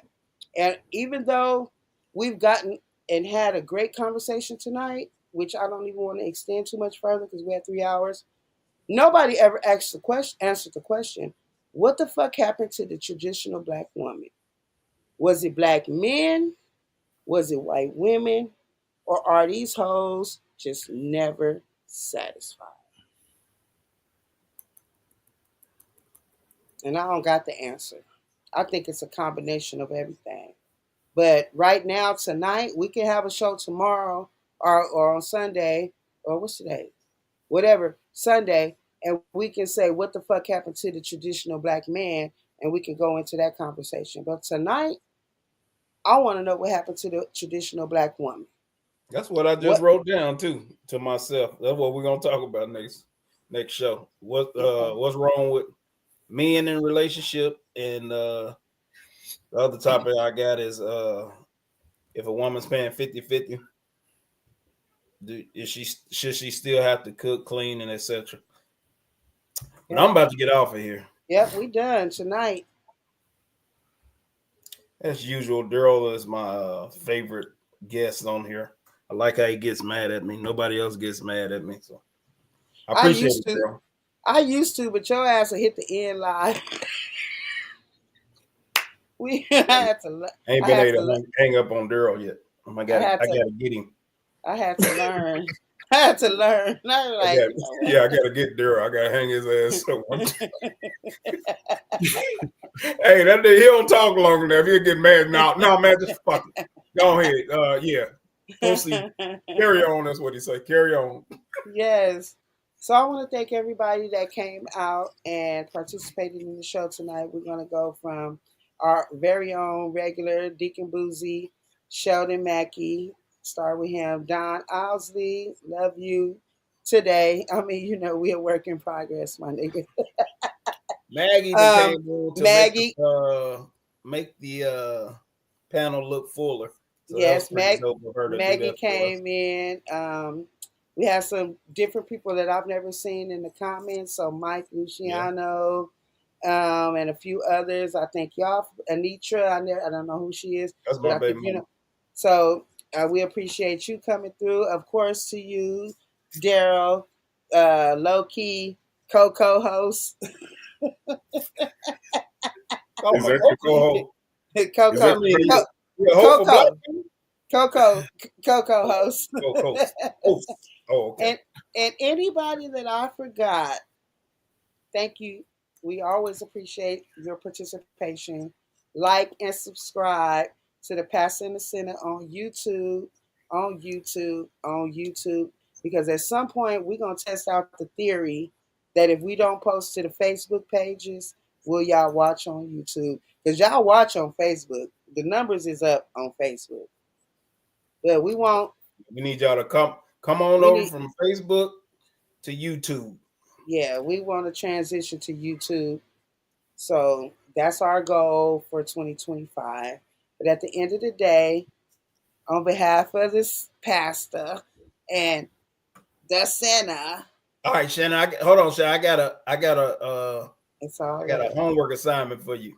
This is what we're gonna do between now and the next show. We're gonna start trying to recruit 5 women and 5 men. I mean, 4 women and 4 men to be on the panel, so we can have a full panel, so we can have better discussions and get everybody's point of view. So we need to try to get 4 women and 4 men to commit that they're gonna be on the panel for us for the next show.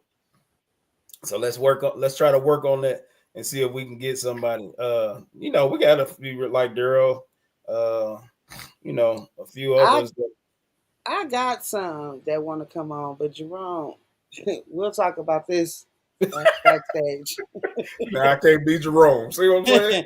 See what I'm saying, Daryl? Hey, this is what I wanted to say at first before we get off about the gay thing. So I have a family member that's gay, and so my family, we from Chicago, we have a certain way we talk a little bit, and so we say a lot of stuff like, "Man, that's gay," or "Nigga, you're a fag," or, stuff like that. So what had happened when that's what I was saying. I tried before. When we got around that particular family member, it's like, damn, I can't even joke and be myself with him because you know what I mean, because he's gay. So it's like I'm trying and I still end up saying it. So I was like, man, fuck that nigga. You just gonna get it. And hey, and so I think the family member just decided not to be around as much because that's just how like my mama even say stuff like that. You know what I mean? Oh, you sissy, stuff like that. So it's like our family just talk like that. So it's kind of hard for us to even fake it, even though we accept them as a family and love them and that whatever. But it's too hard for me to fake, and I don't like faking anyway. And I don't mean nothing by it, even if I'm, saying something about you. Just like with Daryl. That's what tickles me about Daryl getting mad at me. Because I never want to offend nobody to make them mad or purposely. You know what I mean?